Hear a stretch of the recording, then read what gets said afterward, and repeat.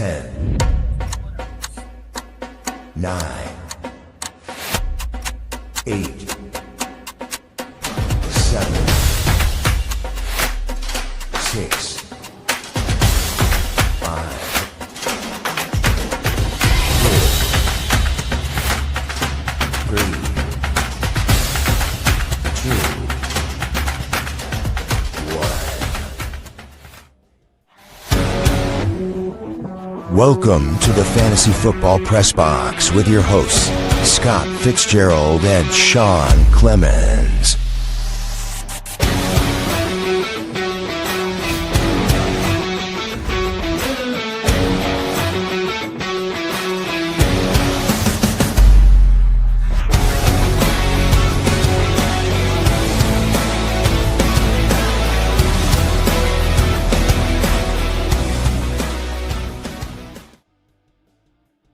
What's up, Fantasy World? Welcome to another episode of the Fantasy Football Press Box! Whoop, whoop, whoop.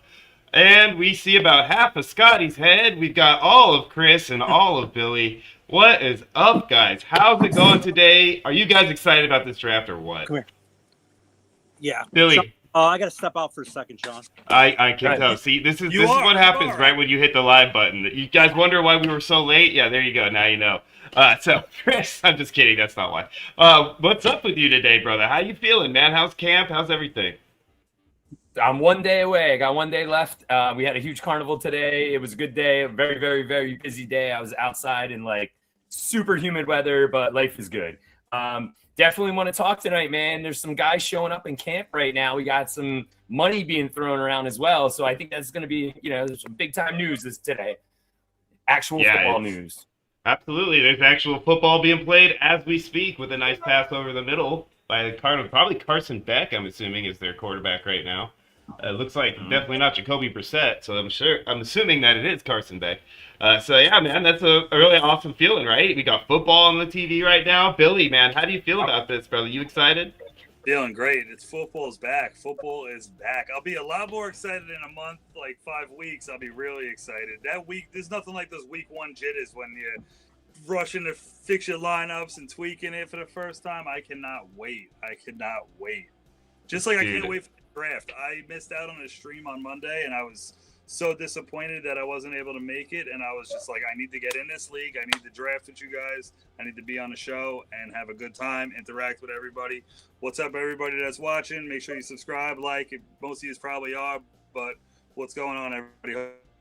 Hopefully everybody's Yeah, absolutely, man. And you know what? We missed you too, doggy, especially because we hit the goal last show live on the air. And that was so awesome. Like, what a great moment to have. I wish you could have been there to enjoy it with us. But I know you saw it. I know you rewatched it. We talked about it. And, that 100% is all because of you guys that are listening right now. And we appreciate you guys so much. We even got a few more bucks in there today. We got our boy Martin Brundle throwing in a few more bucks this morning, trying to make sure he snagged another ticket because he wanted a name on the wheel, which we did add to the wheel.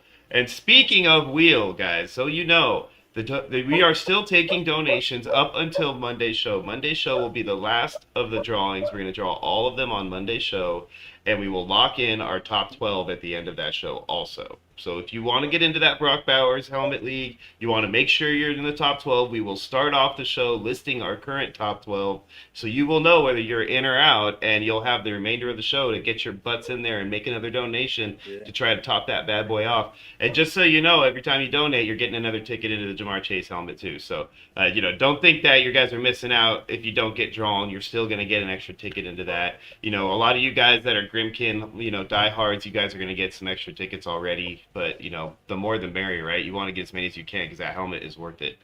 So please, guys, go donate if you can. We would like to hit 2K. We already got to our goal. We do want to push for a little more if we can.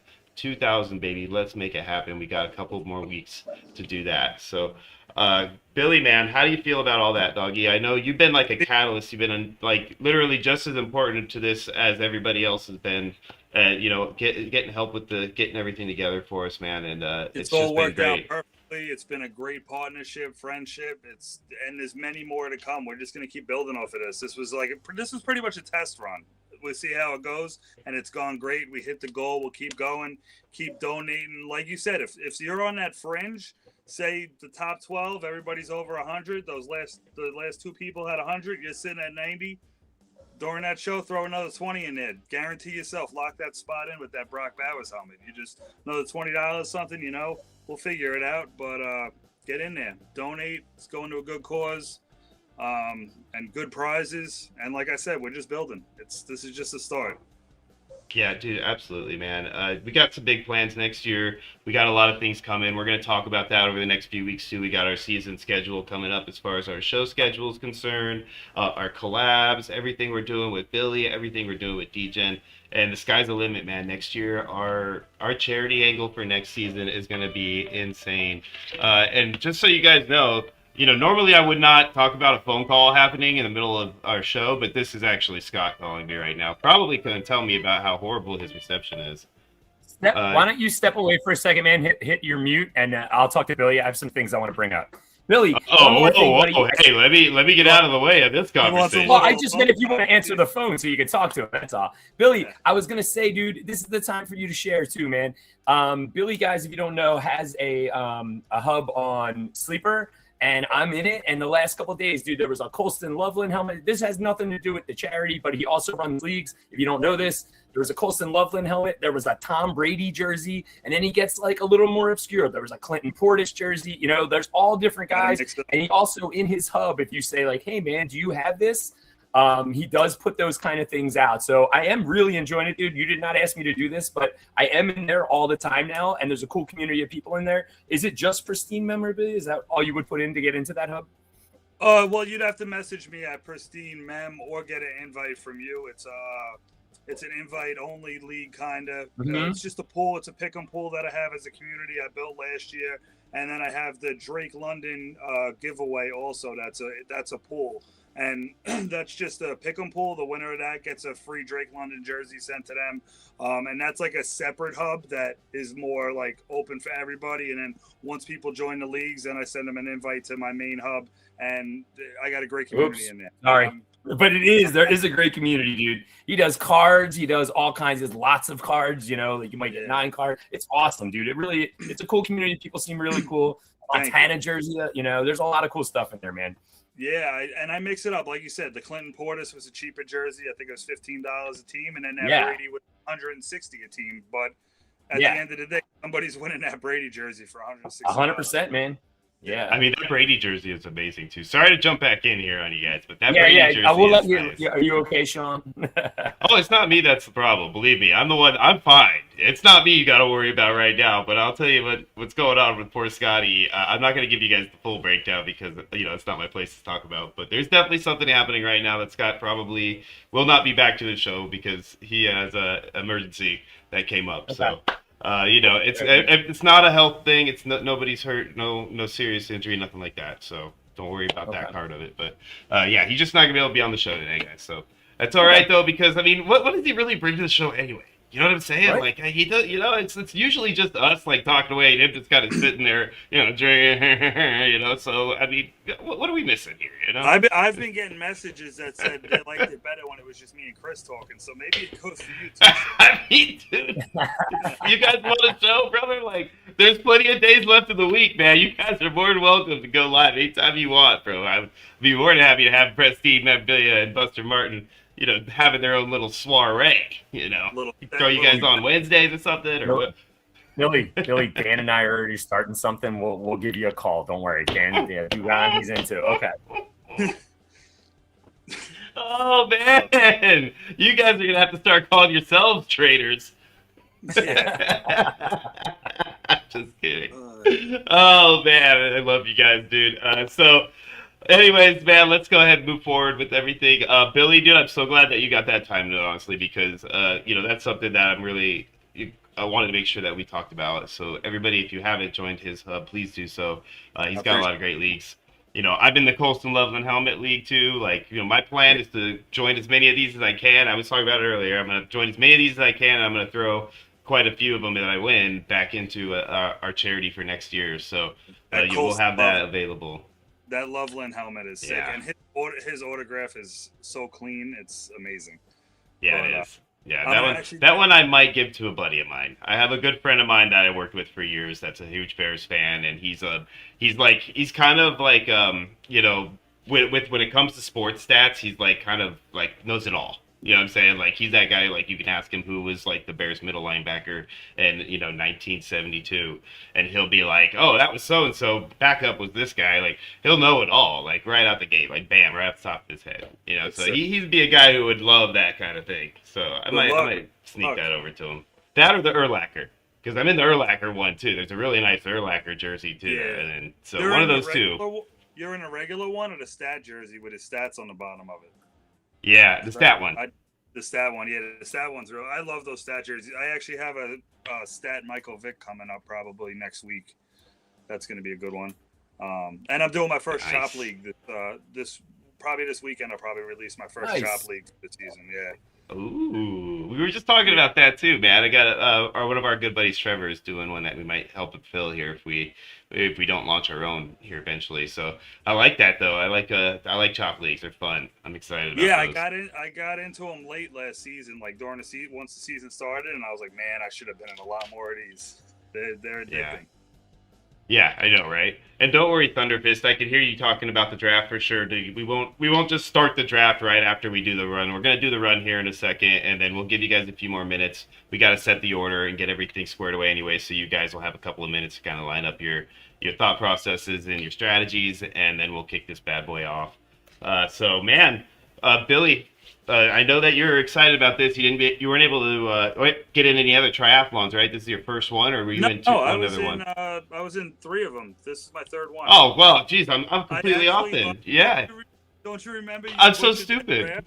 Don't you remember when we were making fun of you? As soon as you said that, I remembered exactly what you're talking about. Oh man, I'm so sorry. I know you forget that. I've had a long week, dog.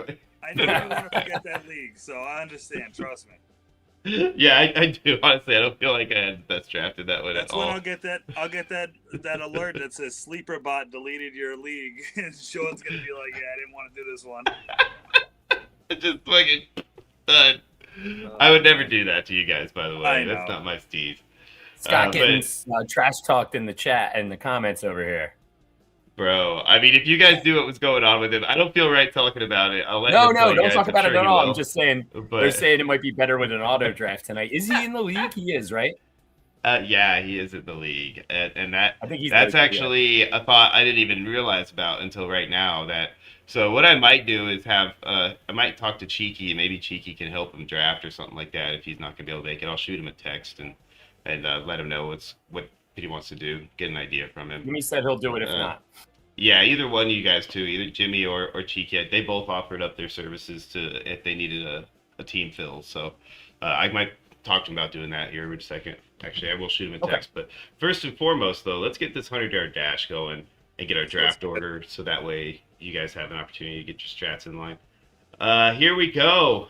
You guys, if you notice that I'm leaning back, it's because my sciatica is killing me right now, so I'm going to be shifting and moving around quite a bit during the show. So just don't hold it against me. No worries. Or you can if you want to and just talk all the mess you want because, that just makes it more fun. This is our 12 right here, ladies and gentlemen. This is our 100-yard rush. If you haven't seen this already, we do a 100-yard rush. Everybody runs 100 yards across that field. The first one across is the first pick, so on and so forth down the row. And usually I end up in the last spot, and I don't mind that too much, but lately it's been bothering me because it's happening so often. So I don't want that to happen this time. But Chris, you know the plan, baby. You know how we do this. Who is your boy? Who's the one? I'm trying to get a little bit more of a rivalry than there already is with Mr. Ben doing this and Dan. So I feel like Ben doing this, he even wrote in the chat today, like, I want Dan in this league and Dan is not here. So I'm shooting for Mr. Ben doing this. Oh, wow, dude. I think that is the first time anybody not named Mr. Ben doing this has wanted Mr. Ben doing this to win. Right? I really do. I don't think that he's I ever like gotten the villain, support my from friend. I anybody like else. the villain. Yeah, he really does play the heel well, doesn't he? He In a does a good great way. job of it, man. He's like the Scott Hall of our Grimkin, man. He's great at it, dude, and I love it. It makes me laugh every time I see it. So, Billy, who's your boy? Sorry, I was tuned in with another league that Marino league that filled up. I was reading the comments in there because they were saying I spelled college wrong with an A or whatever. That's a great word to misspell too. Send him a Dan Marino collage. Great. So who am I taking? I'm gonna take to win this.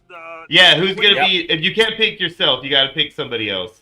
All right, I'm going with my man Old Guard US over here. I know he's probably tuning in right now. He's been in a lot of my leagues, so you know what? Good luck. Go get that first pick. That's a good guy for you to pick, man. He's supported you from day one, and he's supported us because of you supporting us and giving him the okay to come on over. So I think that's a great pick, man. Yeah, I love that. Big Sunday coming this week for him. He's a Chargers fan, so it's a big Sunday coming. Oh, Charger fan. 2 big Charger leagues coming this week. That's awesome. My girl's a Charger fan. Well, she was before we got together. Now she's a Bills fan. But she grew up a Chargers fan because she was San Diego. Nice. So yeah, so she's good with that. And when they moved to LA, I don't think if they moved to LA, I don't think she would have just easily jumped on over. I think the move to LA kind of like soured her enough to where she was like, cool, to just kind of come on over. You know. That plus, you know, she loves me, so she's willing to do it. That's good. But awesome, man. Yeah, see, he's got 100%, doggy. That's for you, man. I know that he's one of your biggest supporters, rightfully so. So here we go. Guys, I'm going to pick, let me think here for a second. There's a couple of guys that I want to pick from here. You know, I don't like leaving anybody out, and it sucks having to just pick one. But you know what? I've picked our boy Thunderfist in the past, so I'm not going to go with him. I'm going to go with our boy Tim B7. He's the guy that's been coming on board lately. He donated to the donations. He deserves a chance to get the top spot. So if it's not going to be me, then Tim B. All right, guys. We're going to, you know how we do this now. We got our shuffle. We got our lines up there. By the way, I put everybody's colors in there as best as I could for you, too. So if you actually clicked on your team colors, like, let's go ahead and click on you, Mr. Buster Martin. And there, see, you already an eagle. See, so I did that for you guys today. Thanks, buddy. Yeah, see, that's how nice of a guy I am. Sciatica and all, I still went through and did all Just that. ask him. Yeah. Yeah, just ask. I love it. All right, guys, we're going to hit the shuffle 3 times, just like we always do. 1, 2, and 3, says the optometrist. And that's your spot. Old Guard, you're at the very top, followed by myself, Trainer Clem, then Bear Hammer 85, Luke Skywalker 17, actually Juke Skywalker 17, which is a great name. Thrill Kill, Mr. Ben doing this, Tim B7, Prestine Mem, AZ All Night, Buster Martin, Run the Hurry Up, Thunderfist 15 is at the bottom of the screen, but that does not mean he will be last. All right, guys, no luck involved. Everybody has an equal opportunity to win, just like it should be in life, even though that's not the case. We all wish it was. And you know me, I like to talk a lot, so I'm not going to shut up during this entire race. And I'm sorry for what's coming, guys. You're just going to have to deal with it. Now, let me see if I could do this timing right. You know how much I love to do the timing. And what do we usually do first, right, guys? He timed it perfectly. So good. Oh, man, you got to love it, That's right? actually me. That's the recording. Yeah, go ahead. That's actually you. Do a little voice acting. I love it. I love it. All right. Where is it? Where is it? Oh, I'm going to miss it. I missed the timing. Here, we'll do it anyway. It's a little late, but who cares? And they're off. Old Guard USA is out. Mr. Ben doing this is right there. It's AZ All Night running away with it, though. And then look at Thunderfist. I told you he wasn't going to be last since he was on the bottom. He actually has a line to run, so he stays nice and straight, just like a DUI. Thunderfist 15 still in the lead. Prestine Mem is coming up on his heels, though, along with AZ All Night. They're all about to hit the midfield mark. And Thunderfist broke a tire. Look at him. He is struggling now. It's like he's running in quicksand. AZ All Night is on the other side of the fence, though, just hauling butt. And then here comes Juke Skywalker looking like Barry Sanders up there, just dee-dee-dee-dee-dee. And then, but AZ All Night's up there, man. I'm still going. And yeah, dude, I'm saying, man, your boy Old Guard, he is struggling at the top because AZ All Night is just off to the races, dude. Like, MB7 is like, I never want Trader to shoot for me again. Oh, that's right. Poor TV. I'm so sorry, man. Oh, that was going to be me. AZ All Night, number 1. Going to the 12. You take And then all of a sudden, Duke Skywalker gets on his horse and takes second. Oh, I might get in the top 3. It's probably not going to happen because Mr. Ben doing this, just like he always does, is going to spoil the party. He's taking the 3rd spot. Up on the 4th spot is where I ended up. Run the hurry up in the 5th hole. Pristine Mem pulling into the 6th spot.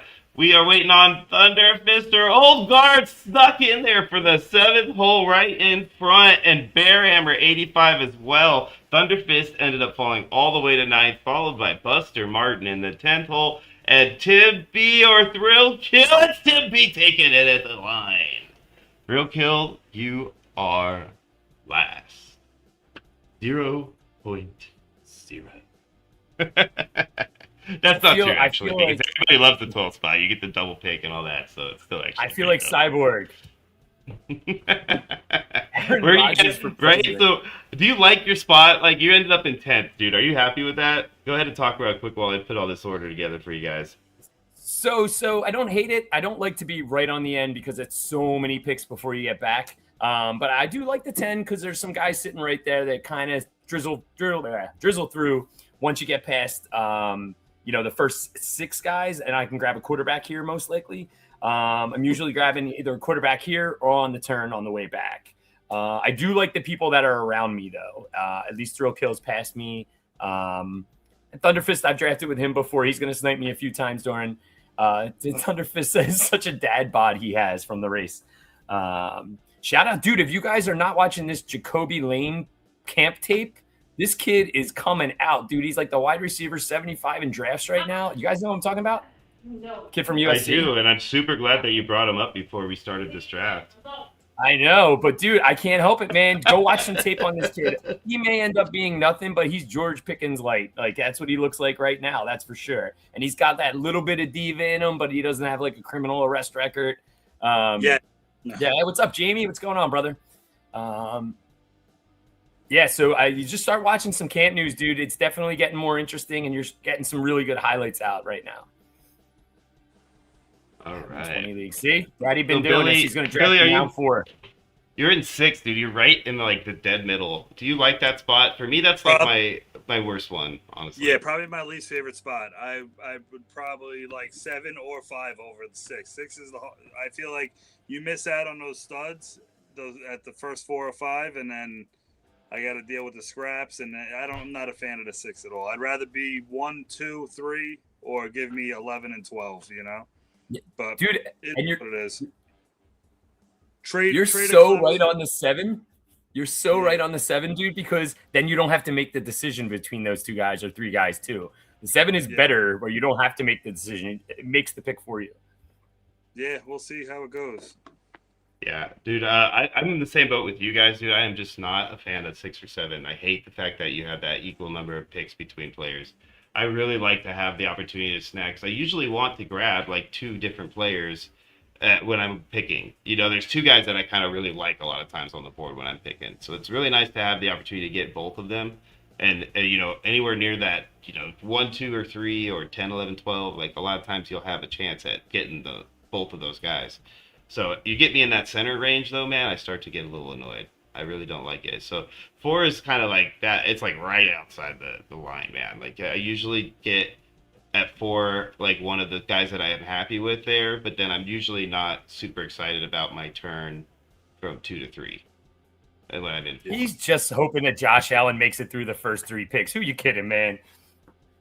I mean, bro, like, it's the triathlon game, doggy. I don't have to worry about Josh Allen, you know what I'm saying? I got plenty of targets.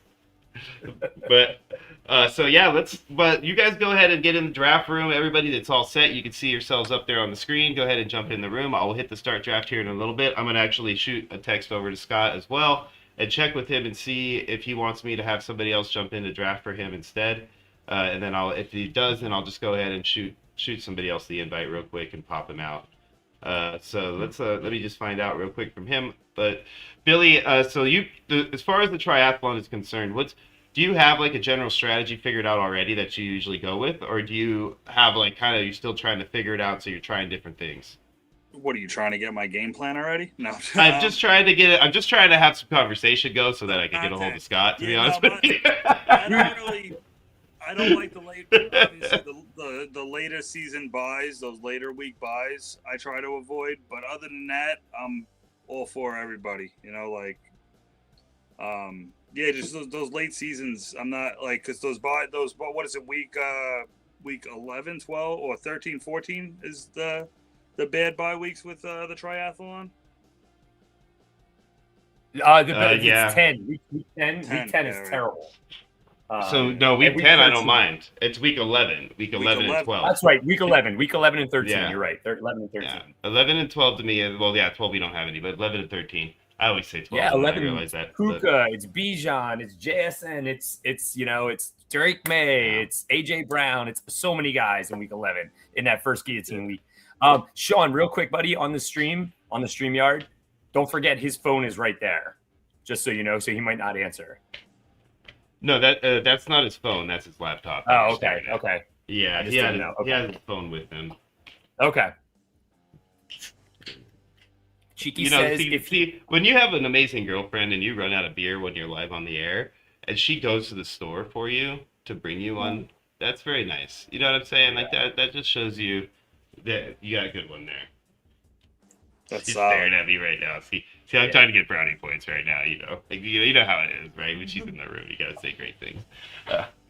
Even when I'm out of the room, hello. What can I say, right? You know, my current girl and me, you know. that's the last time she's going out for beer, dude. You just messed up. Dude. I just killed it, right? It's nice things, and then I screwed it all. No more Possibly beer. 2026. She knows we're joking. We joke about that all the time. I don't know if you guys have seen that trend with the, you know, where the guy grabs the phone. He's like, "Oh, my current wife," you know. This like their wife's like, you know. We watched a couple of those videos. Like, you know, they have the little clips in a row. It's like 5 or 6 of them in a row. And it just made us laugh. So we always joke about it. It's like, I'm not married. Only my wife is. It's funny. That's a good one. I don't think she heard you either, so I'm gonna be able to use that one and make it all fresh and brand new for her. Yeah. That's now I gotta go listen. My wife must be watching. She actually texted me, said that wasn't funny. Not the first time, right? Hi, Billy's wife. How are you? I hope you don't hate us now. That's why. Oh man. That's why I do this from the garage, man. I can't get in any trouble down here. I keep the door closed, you know. I'm in my own little world here. I can't get myself in trouble. Did you just say Willow World? My own little world in my garage. Oh, Little World. Oh, I was like, dude, that is the coolest Willow reference ever. If you said Willow World, I would have been like, that's awesome, bro. You mean like Mad Mardigan? Is that what you're talking about? Yeah, I thought you said Willow World, and I was like, no way, did you just bring up Willow, dude? That's great. Willow, what are you doing, Willow? So, yeah, I always remembered that. The best scenes are when Kevin Pollak and the guy like fall into the bucket together, like of ale, and they're like really, really small, and they're getting drunk the whole time. Do you remember that? No. Oh yeah. Willow, I do. like, they're like really small, and they fall into the bucket of like mead or whatever, and they're drunk. It's such a good. That movie is so great. If you guys haven't seen Willow, you need to go back and rewatch that. We might have some youngsters on the show that don't know no Willow, but if you haven't seen it, you are missing out, dude. Go check it out. You'll love it. It's gonna be a great watch for you, especially if it's your first time. It's exciting to even think about somebody watching that for the first time. But and yeah, R.I.P. Val Kilmer too, man. What a great actor he was. Yeah, dude, I recommend it to somebody. They should watch Labyrinth with their kid. I took it back after I tried to rewatch it again. Dude, that is the scariest movie of all time. Like, David Bowie is a creepy dude in that movie. Did you ever see Labyrinth? I never did.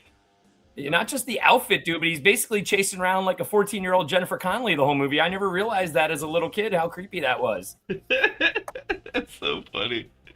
Jennifer Connelly. Yeah, she was definitely one of those girls that was, you know, there was a couple of girls at that era where they were too young for the types of positions they were put in on TV, and she was one of them. It was like there was like a little time frame there, the Weinstein era, where, you know, those kinds of things were happening, unfortunately. I think it's a pretty big timeline. It is a good movie, Martin. Thank you. Shout out, Martin. Yep. You know what I'm gonna do, guys? I'm gonna go ahead and shoot a. There's my girl commenting on the show too. She said she needs to watch Willow. How have you never That's right, seen baby. Willow? Come on. Now I have homework to do. I have to make sure that she watches Willow. But I'm gonna get you an invite, Cheeky. So just hang in there, guys. I'm gonna get Cheeky an invite so that he can jump in and have him draft for Scott, and then we can figure it out. Cheeky's- Because I noticed that Scott's not in. He hasn't answered me yet, based on what I know he's going through right now. I'd be surprised if he's even thinking about the fact that he's in the Worried league about right it, now. yeah. Yeah. So I'm gonna send you an invite, Cheeky, and he said he wanted to come potentially on the air too. So I'll shoot you over a link so you can jump on up with us, brother. So I just just hang in wanna there, see guys. that- Keep chatting amongst yourselves for a sec while I do just this. want to see that hair online, Sean. I want to see that hair from the picture, the cheeky hair. Yeah, right. I want to see that hair live in person too. Right. Yes. I mean that. From what I understand, Cheeky is a ladies' man. Or at least was. I don't know if he's married now or not, but Got some flowing locks. yeah, right. Cheeky. We know Cheeky Bot's a ladies' man. We've seen what Cheeky Bot's capable of. So Yeah. I'm assuming that the man that created Cheeky Bot could be just as cheeky, right? Like. Jumping on you. It's 14-7 in the Cardinals Panthers game. Pretty crazy. Really? Yep. That is 7 minutes pretty left insane. in the second quarter. I saw names like AJ Dillon catching passes, John Mechie catching some balls tonight. I was looking through before. Yeah, I know some dudes that are, trying to earn their jobs back. A lot of stuff coming from Kenny Pickett. I've always liked lot of- Mechie. Injuries have really derailed him a lot. He had cancer, right? And when he was his rookie season or something. Was it cancer? Yeah, his rookie season. He had something major, like bone it was cancer leukemia or or cancer. It was something, man. Yeah, and he's definitely fought back to make a professional roster, but he has not had the opportunity to really show his skill set. But coming out, man, he was huge. So what? He's on Arizona. I thought he might have still been on the Texans. He's on Arizona. No, he's on Carolina. Carolina right now. Oh yeah. Yeah. I do remember He's on Carolina They now. up this offseason. Yeah. Yeah, Carolina's got the island of misfit toys. They have him. They have AJ Dillon. They have who else is on there?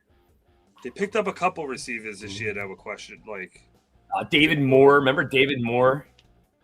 You almost draft all the over DJ Moore almost. That was an issue a couple years ago. And they have little Trevor Etienne there still. I don't know. He's going to carve himself out a role somewhere there. But I don't know. Carolina, Pickett. I don't think he's taking Bryce Young's role anytime soon, but he's a serviceable backup, just not in Pittsburgh. Yeah, they're pretty equal. Possibly. Pickett could throw it. It's just he's not elite, and He can we'll see what also happens. see over the offensive line, Yeah. which is a little tough for Bryce at times. Okay. I like Bryce, but this is the year. This is the make or break year for him. I feel like, at least in Carolina, maybe he gets a backup role after this if he doesn't perform good. But I think he has to perform this year. It's a big contract or not, man. That's huge. Oh, Yeah. dude, by the way, the Gibbs contract. Gibbs signed, if anybody doesn't know. Bijan's now obviously signed the last couple of days. I think guaranteed per year annual salary, Gibbs ended up getting more, but Bijan can get more over the life of his contract, depending on how he fulfills it.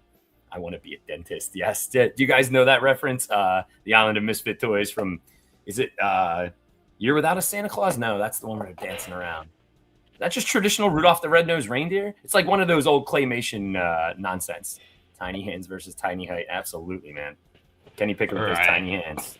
So I've got everything is set up now. We got Cheeky in the room. So Cheeky is now going to take over for Scott's team for now. And then I sent you the invite as well in your DMs if you want to jump in here with us on the show. So feel free to do that whenever you want. And we'll go ahead and kick things off. Guys, we still got a few of you guys that are not in the room. Thunderfist, Bearhammer, Cheeky, obviously, we know he's going to jump in there. Billy, on the show even, not in the room yet. And then Mr. Ben, where you at, buddy? I know you're here, so you go ahead and jump in there too. Also, AZ All Night, you're the first one up, so I don't want to start this draft until I know you're in there. So let's get Clem, you everybody don't in have there a- and you we'll don't- get going. You don't have a green light. I can see on your screen that you're in there. But Yeah. Yeah, don't even I'm have a in green here. light. That's It weird. might be my screen too. Okay.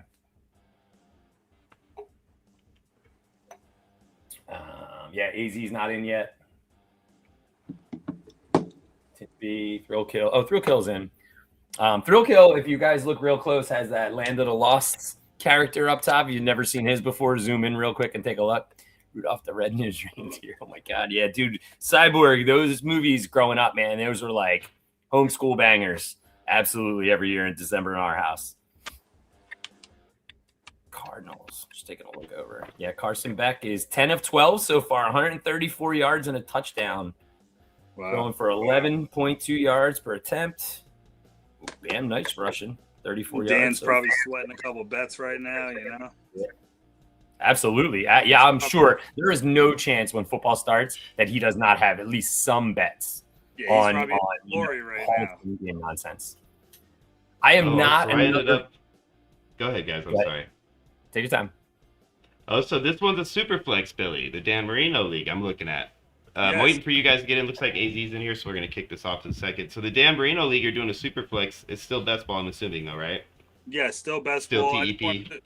I wanted to do so. I'm actually going to say it in the group if they didn't. I have it in the message, the original message, but and then I just want to make sure everybody knows. So because I was doing all super flex for the longest time, and then I switched over to the single QB to give people a switch, and have been sticking with that pretty much.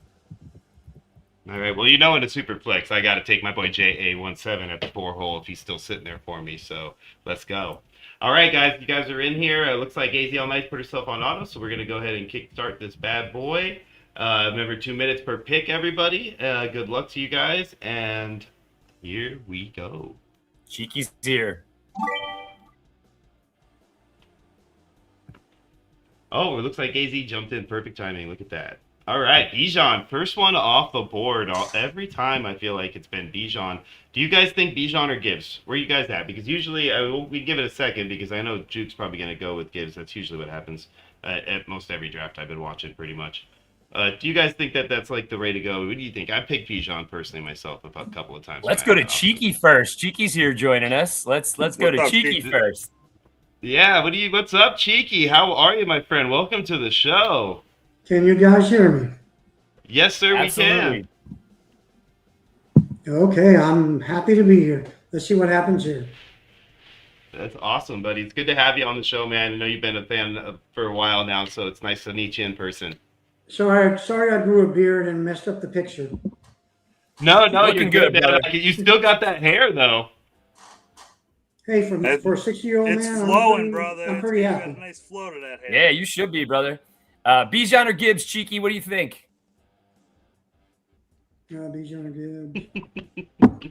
Either one. I'm not going to worry about it. I'd rather be a pick 2, right? And have the choice made for me.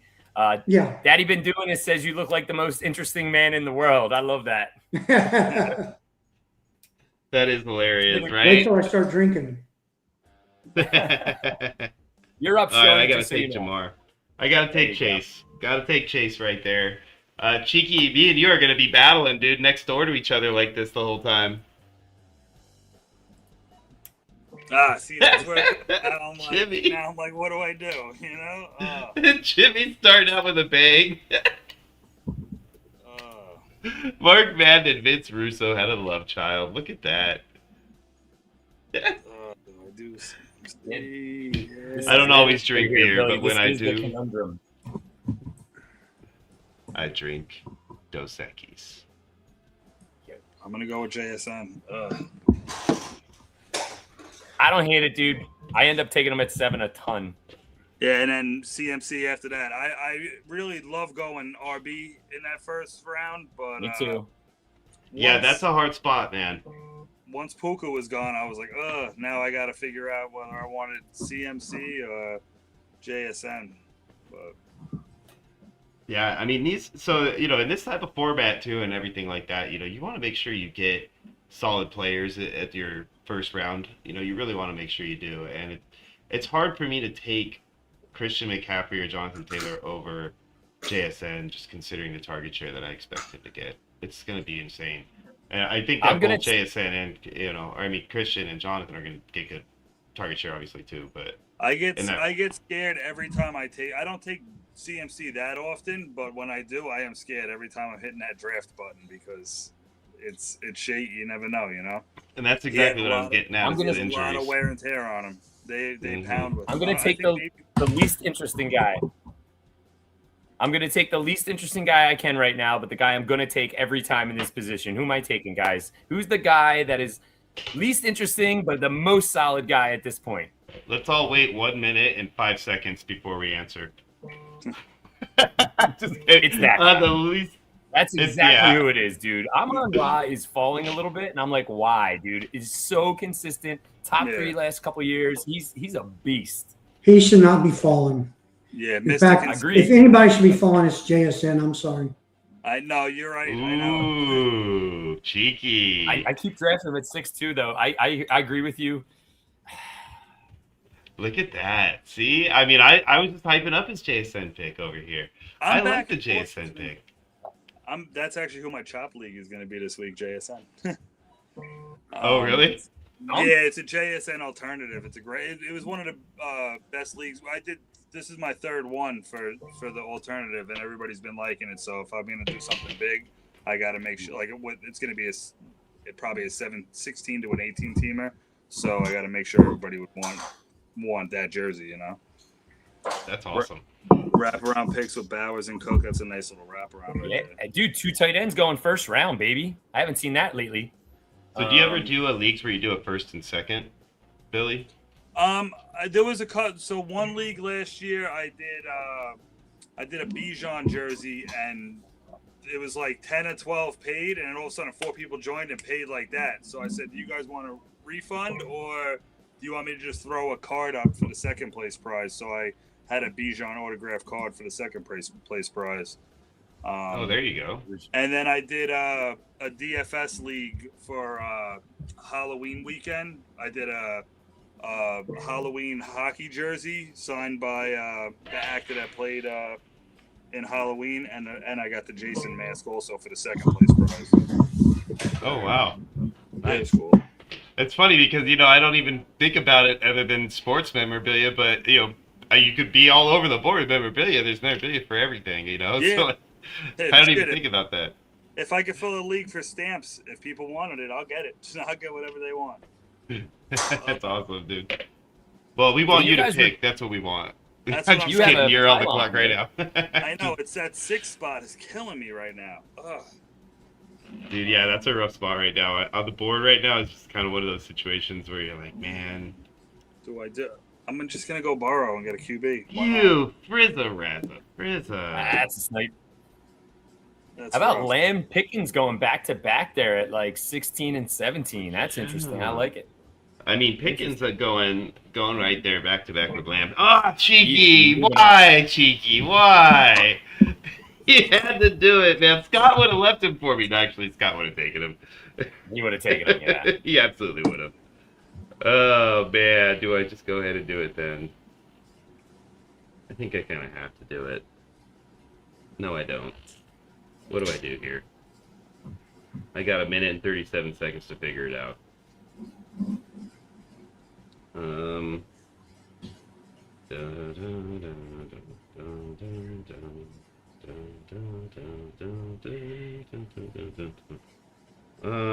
right, I guess I'll just do it. Not I'm bad. really Just not a a huge reminder, fan, but Did you take HA? yeah. I honestly don't know what to do with him, man. Because you look at the numbers from last year, and he was on a terrible team, and I just don't know what to do with him, man. And his numbers were amazing, and his team is terrible again. The only problem is that instead of Tua, who throws to his running back every 2 seconds, he has Malik Willis now. So that is a huge difference. Yeah, true, man. I got question marks with Etienne and Willis. It's going to be interesting to see how they perform, you know? Man, what did you do to Mr. Ben doing this, but Chris? I mean, wow. I don't know. Did you snipe him from all the way across the board like that? It might be because I took Chase Brown so early. I guess we'll wait and see. I did take him early, man, but I knew he was not coming back. You took him over some people, dude. You took him over I did, man. Chanty. I won him on a team or two, so I took him a little early. Genty, the thing is, man, that's why I took Amon Ra, because I'm used to taking guys like Genty who have not established themselves 100% yet. I need some more of these guys that have real solid opportunities. It was a snipe. Nice. Yeah, I bet you. Well, I mean, he's sitting up there at the 3 spot. He probably thought for sure Brown was going to make it He's back. going to land all the way back, yeah. Oh, crap. Scatabo goes on the turn. Wow, 3 backs to start the draft. AZ all night. Got Bijan, Henry, and Scat. That's a draft right there, man. That's a draft. If Cam lasts the season somehow, then dude, that team probably has the most running back touchdowns right there in those 3 guys in the entire league without seeing anybody else's yet. Yeah, that's insane, man. AJ Brown was the next pick off the board, right? AJ Brown's the guy that's another one that I think is starting to climb the board like crazy. There goes Nico right after that. So there's a guy sitting on the board that I feel like I just have no choice but to take right now. I think I just Please don't. I know this is gonna be the one you're gonna get me here. Yeah, I gotta take London. Okay. Oh, you got to take Drake London there, dude. You have to take Drake London there. I couldn't leave him on the board at that point. Nope. That's who you were talking about, right, Cheeky? Yeah. Yeah. And y'all just tore through all the running backs. Yeah. Yeah, you took Jefferson right there that just watched 5 go right off that back to back like that. There's a couple of guys out there that I like right now, but I'm not naming any names because I don't want you guys to take them. Yeah. Yeah, I've got a couple in my queue too, but we'll see. Oh, wow, you took Jacobs, man. See, I got Jacobs in one of our leagues right now that we're doing, Billy. Which one is it? I can't remember exactly off the top of my head. I feel like it's I started out my draft with 2 tight ends and 2 backs. It was Jonathan Taylor in the top spot. I think it was in like the 9th hole, I want to say, or 10th spot, somewhere in that range. So it was Jonathan Taylor and then Brock Bowers, and then it came back around at like 3-9. It's a 9 actually, not think about it, and took Colston Loveland. And then came back around again and took another back after that, which was Josh Jacobs at like 4-3 or 4-4. Oh, you didn't go with Warren? Because you messaged me. I was talking about, you know why? I was literally going to do it, and then I remembered that I had Taylor, and I was like, oh, yeah, I don't want to stack too many Colts. So that's the only reason I didn't. Otherwise, I would have gone 3 tight ends. And I know exactly who I want. Don't snipe me, bud. Okay, I'm okay with that. It's probably my fault for bringing up his name, but Don't do it, Thunderfist. Don't do it. I like the Javante pick. Yeah, Javante I think is a sneaky good pick, man, especially where he's falling. I was hoping he'd fall back. Yeah, they didn't change anything up in Dallas. He's still going to be pounding away. Yeah, as long as he stays Didn't healthy. put anybody there. Jayden Blue is like his only. He has the history. Right? Yes. All right. Look at that. ETN, now I that's can't another believe guy you that made I think is a nice pick too. I think ETN's gonna have a solid season. Yeah, I've came around more on him over the past month or so. Yeah, Rashee Rice, another great pick. Good job there, Chris. Yeah, he fell a little bit, right? He's been going like beginning of round 3, end of round 2 lately. Yeah, that's where he's going. I know a month ago I was getting him in the 4th, 5th round. Yeah, Rashee Rice, man, solid there. Chris Olave. Both those guys are kind of falling into that category that I feel like they're the guys that I'm looking at every time when a board's coming up to me. You know what I mean? Yeah. Like I'll see them come in and I'll be like, yep, that's the name I'm targeting right there. And Olave's the guy that I like. If I'm sitting where I'm at now in like a 3-4 hole, Olave's the guy that I'm like, I can get him on the next one. And I'll grab the other guy first and then wait for Olave. And he 90% of the time comes around to me. Yeah, and dude, you want to know the reason why? The reason why is everybody always brings up the negatives about Olave, and they think he's always hurt. They also think he's like 29 years old because we've been talking about him so much for so many years. Dude, I agree. He falls a little too far every time. I think Olave, that's probably where he should go. Yeah, no, I agree 100%, man. There's another guy on the board, too, that I'm targeting if he comes back to me, too. And I think he's great as well, and I think he's undervalued. But obviously, I can't say his name yet when the time comes, so I will point him out to you. Lamar Jackson, there's our next quarterback off the board. He's another one, man. Do you think Joe should be going ahead of Lamar? I I've been seeing that happening quite a bit, and I'm curious your thoughts. What, Burrow? Yeah, should Burrow be ahead of Lamar? It was a toss-up for me with Lamar and Burrow. That's why I ended up taking Burrow because I actually have a Burrow card right in front of you, staring at me the whole time. But that's why he did it. He literally he wanted to just show off the Burrow card. No, I have a stack here, and I was like, but it was funny because I picked Burrow and I looked down and I was like, oh, he's staring right at me. But I'm back and forth between Lamar. I got a decent amount of Lamar lately, and obviously his injury concern. Both of them are injury concerns, but I went with Now Burrow's the pick. He's going to be number 2 this year. You think so? Behind Allen? Yeah. Sounds good. He's healthy. He's healthy. The receivers are healthy. Brown's going to break out even more than he already has. Yeah. I do like Chase Brown. Behind the whole time. Sean, I was going to grab my first share of Neighbors for the year. I was about to take them and, say it. Oh, and then Tim sniped you? Yeah, and reports in camp, dude. He looks like he's showing signs that he might be ready. Unless something happened today. I didn't hear today, but, man, he's looking like week 1 could be a thing. Yeah, but I don't think he's taking his first real hit yet. Yeah, that's true. I don't think I wouldn't put him out there week 1 if I was them. I would just pub him and at least wait till week 4 even if he seems healthy. I'd give him another month and just make sure he's good.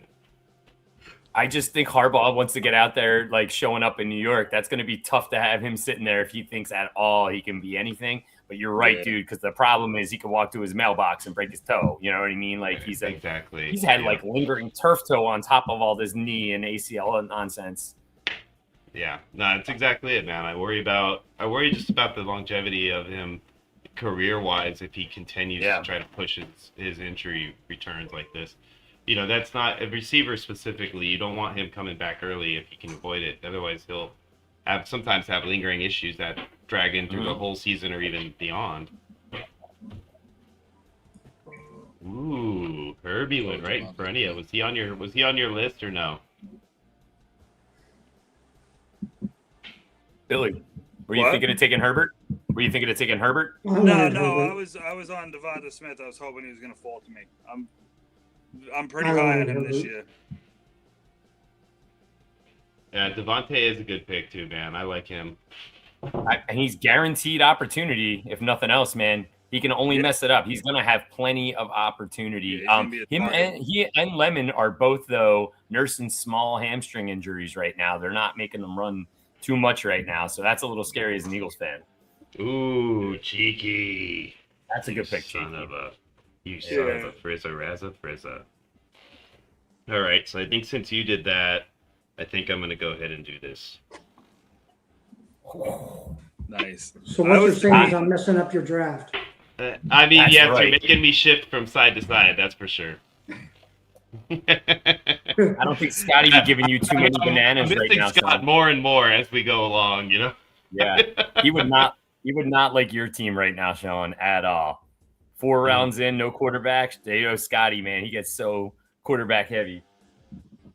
Yeah, right. I mean, that's a surprise right there for sure. But he does like Caleb a lot, so I don't know how much different his team would look. I think he would have still picked Puka. I think he would have still picked JJ. So those two, I'm sure of, were going to be his picks.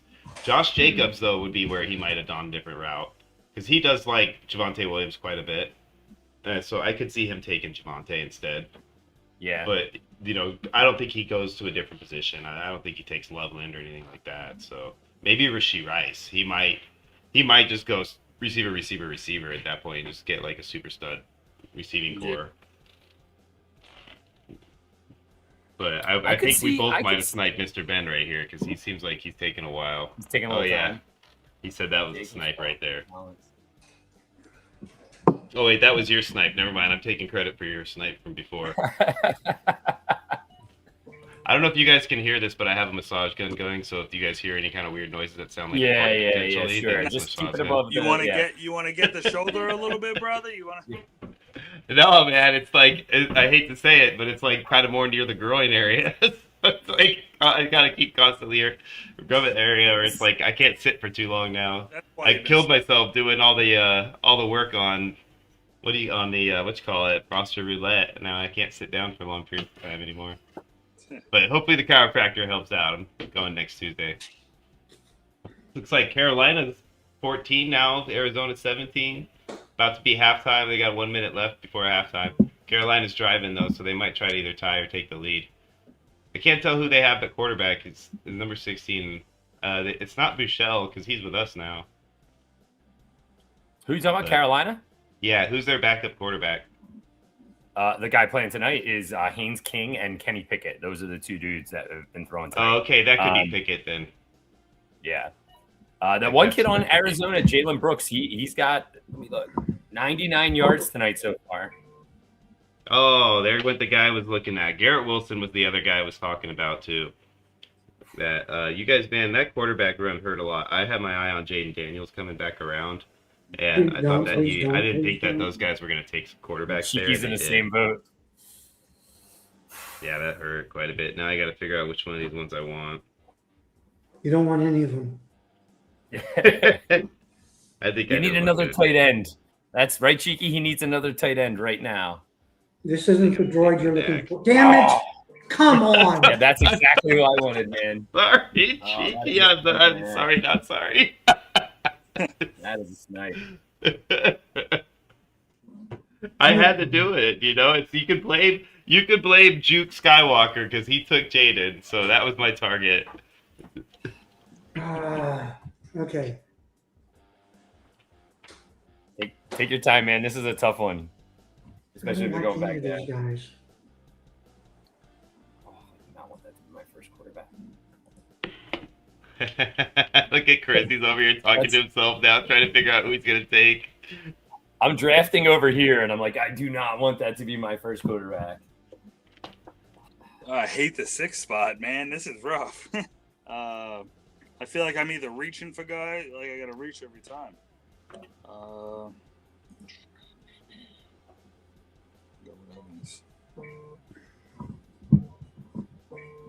I'm not a big Burden fan, but I got Williams, so might as well. Yeah, I don't hate it. Yeah. Stack them up. Yeah. Yeah, I definitely don't hate it. Old Garden going no wide receiver. That lineup, though, looks pretty nice. Yeah, I mean, he's definitely got some depth there. His quarterbacks look solid. His running backs look solid. His bye weeks look pretty decent. He's got them spread out for the most part. I'm not a huge fan of the quarterback running back stack, but McCaffrey, if you're going to do that, McCaffrey's one of the guys to do it with because he gets so many catches. Yeah, for sure. Dude, do you remember us drafting Jackson Dart in like round 2 a couple weeks ago? He was going like round 2. Yeah, this is definitely working out in a lot different than it was before. I considered him over Dak. I ended up going with Dak, obviously, for the reasons that we all know. But I considered it. Well, I think Dallas is going to throw the ball quite a bit. All night, all day, and all night, man. And I do think that Dak will stay healthy, whereas Jackson has the chance of getting hurt more so. I don't love my last pick. Just putting it out there. I'm just running out of quarterbacks, man. Yeah, Knicks isn't terrible. Goff going right ahead of you kind of stinks. Would have had the opportunity to get that stack. 100%. That's what I was hoping for. Look at the quarterback run. This is our draft for this round. T. Higgins, Garrett Wilson to start us off, but then you got T-Law and Prescott back-to-back, Bird and Evans, and then 4 quarterbacks. Purdy, Dart, Goff, Knicks. So, I mean, now we're getting back to where we're getting some positions. You got Tootin and McConkey, and then Flowers on the turn. So, Zay Flowers getting paid, bro. He's got the Lamar Jackson, Zay Flowers stack. Zay Flowers just signed him a contract extension. Good stack and Latin McConkey. I like that. Yep. Yeah. What do you guys think of the fact that Zay Flowers signed and got paid more than both Bijan Robinson and Jahmyr Gibbs? I think that's insane. It's positional. It's all about position. I know. It's insane, though, right? It's so ridiculous. It is insane because those guys are not running backs. Those guys are dual threat guys, and they end up with a ton of receptions. So, like, they were arguing they should be paid like receivers, and they're not wrong. They really generally. What it is Tim. I don't like you, Tim B7. Tim B7, you're out. That's it. Oh, dude, Luka was sitting there right there. I was like, come on. The part that sucks too is I bet if you let Knicks go and take Egbuka, you probably could get Knicks right now because my guess is they wouldn't have taken him. Right. You know, unless they're in the audience and they want to tell us whether they were or not. But so Yeah, man. If you're I'm here, with you though. please, Tim, tell us why you did that. That was messed up. Tell us why you did that. Dude, I'm going to do Oh, this, man. and I think you're going to see people doing this a little bit more often right now because people are realizing this is this guy's role. I think Montgomery is going to be moving up a Damn little it, bit, you man. son of a Rizzo.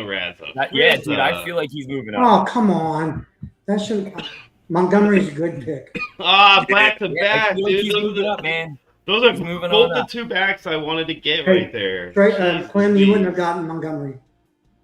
Oh yeah, at least I know you would have taken him first. But geez Louise, man, that hurts. DJ Oh, Moore. God. Let's see if I get a reaction from this one. God damn it. You knew it. I knew it. I knew it. Oh, dude. No double I stack almost for took you, Stafford, Cheeky. Bill. I almost took Stafford. Oh man, sorry, Cheeky wanted the double stack, and you just totally ruined it. Yeah. Monty was my number one, and then Stafford was number two in my queue. So once Monty went, I knew I had to go QB. That's Stafford and his 46 touchdowns. Yeah. That number is unreal, man. Well, I think I Goff know was who I'm going for, unless Cheeky takes him. Sorry, not sorry, Sean. Yeah, Thunderfist. unless Cheeky gets me, I'm not. Yeah, I have right. no idea. Sorry, not sorry, he says. You're great. Thanks a lot, buddy. I'll remember that. Hopefully I could get you back here on this next couple picks. Because he's it's not the first guy he's taken off that I would have preferred fall to me. Now, are we I'm just trying to drafting against? go something different. Don't do it. Oh, thank you. I'll take the injury risk at this point in the draft. See, this is where I've been taking Bucky. If he falls to me in the late 6th, early 7th, I'll take Bucky. No, I wouldn't take I was him, hoping he'd make even it if he back to wasn't me. injured. You were hoping I to make it cannot- back? I was No. hoping he'd make it back to me. It's worth rolling a dice at him at this point of the draft, you know? Yeah. I am There is- completely out on Irving, even without the injury. Yeah.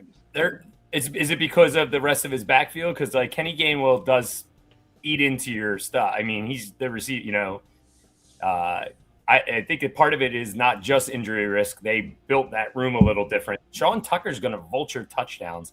I mean, obviously Tucker's Bucky gonna had a vulture. season. He pulled right back in.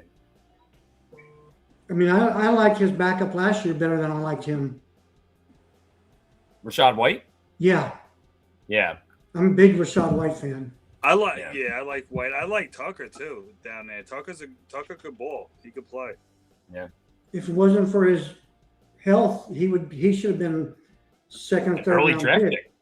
Yeah, he definitely should have.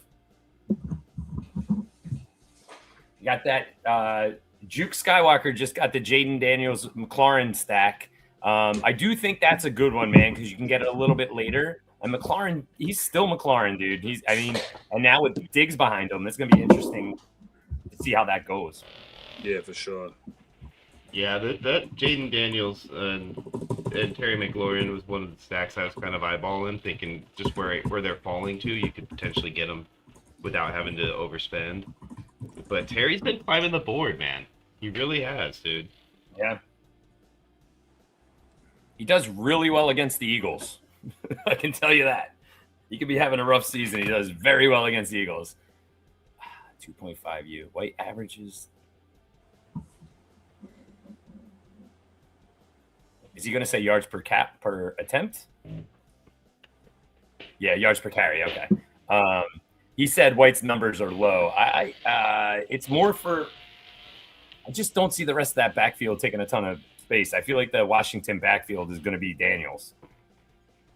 Yeah, it'll be a lot of Daniels. I think White will be the second guy up. And then, he'll be the first running back up, but the second, running threat in that offense. And then, Merritt will be that spell guy. Change pace. That's what I honestly think will happen with them. And I think that they're going to end up drafting another running back in the next draft and worry about that position down the road.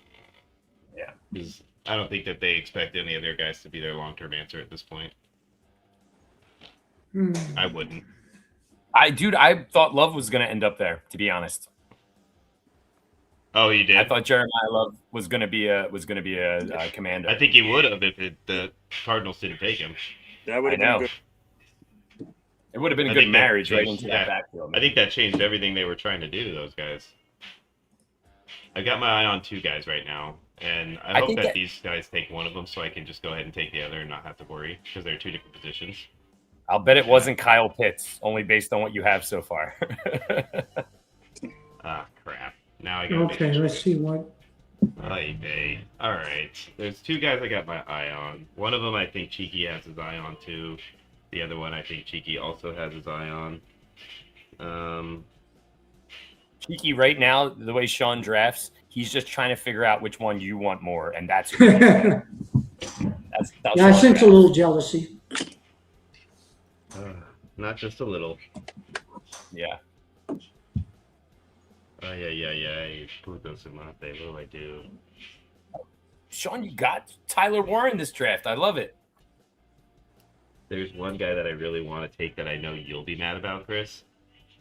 And that might Based hit on who both I you have. and Cheeky. That might hit both you and Cheeky, honestly. See? Watch, it's gonna crush me. But I don't know if I want to go that route. I think I need to go the other direction. No, I'm gonna do it. I don't think Chris liked that pick very much. I do not. I do pick him. I have a feeling that you will hoping he'd come back to you. Now I'm just praying that you guys don't do what might happen and screw me over. Because I was back and forth between somebody else. Oh, I know exactly. It's my boy who you want thinking coming back. We'll see. Is it the guy that I constantly am talking up? Because that's what I'm thinking. Well, I'm gonna wait and see what you pick before I make any. Well, I'm doing it on the way back, not the way there. So, Ooh, Fannin, there goes Fannin. Pitts over Fannin. Now that is a thing. Juke Skywalker, does he know something we don't? Is he using the Force over here, taking Pitts over both Kraft and Fannin? Oh, I crap. want to craft, man. I knew he wouldn't get back to me. Martin. He says I don't draft the players I want. I draft the players that guys next to me want. That's 100%. I mean, maybe, because then I don't, because a lot of times those are the same players I want, so I want to make sure that I get them before they take them.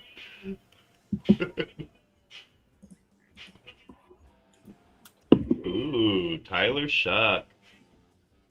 He is a guy that I am back and forth on this year. Same. I mean, Same. I always weary of those sophomore season guys, you know what I mean? I don't feel Yeah, like I think had a he's gonna choice do there. well though. He's gonna Look have, at you, Buster. Go ahead. He'll have more games. I didn't want to do that. I think you did that just because you wanted to hurt Tim's feelings. A little bit after that, yeah. I mean, he's sitting there. That was going to be a nice stat. I think you just wanted to mess with Tim. You're like, you know what? What do you think of them apples? There's another guy that I don't like drafting right here. I don't want to talk about him yet because he's not taken yet. But there's another guy that I just can never justify taking. So I end up taking Baker sometimes instead. I know who you're talking about. I mean, I have a pretty good idea.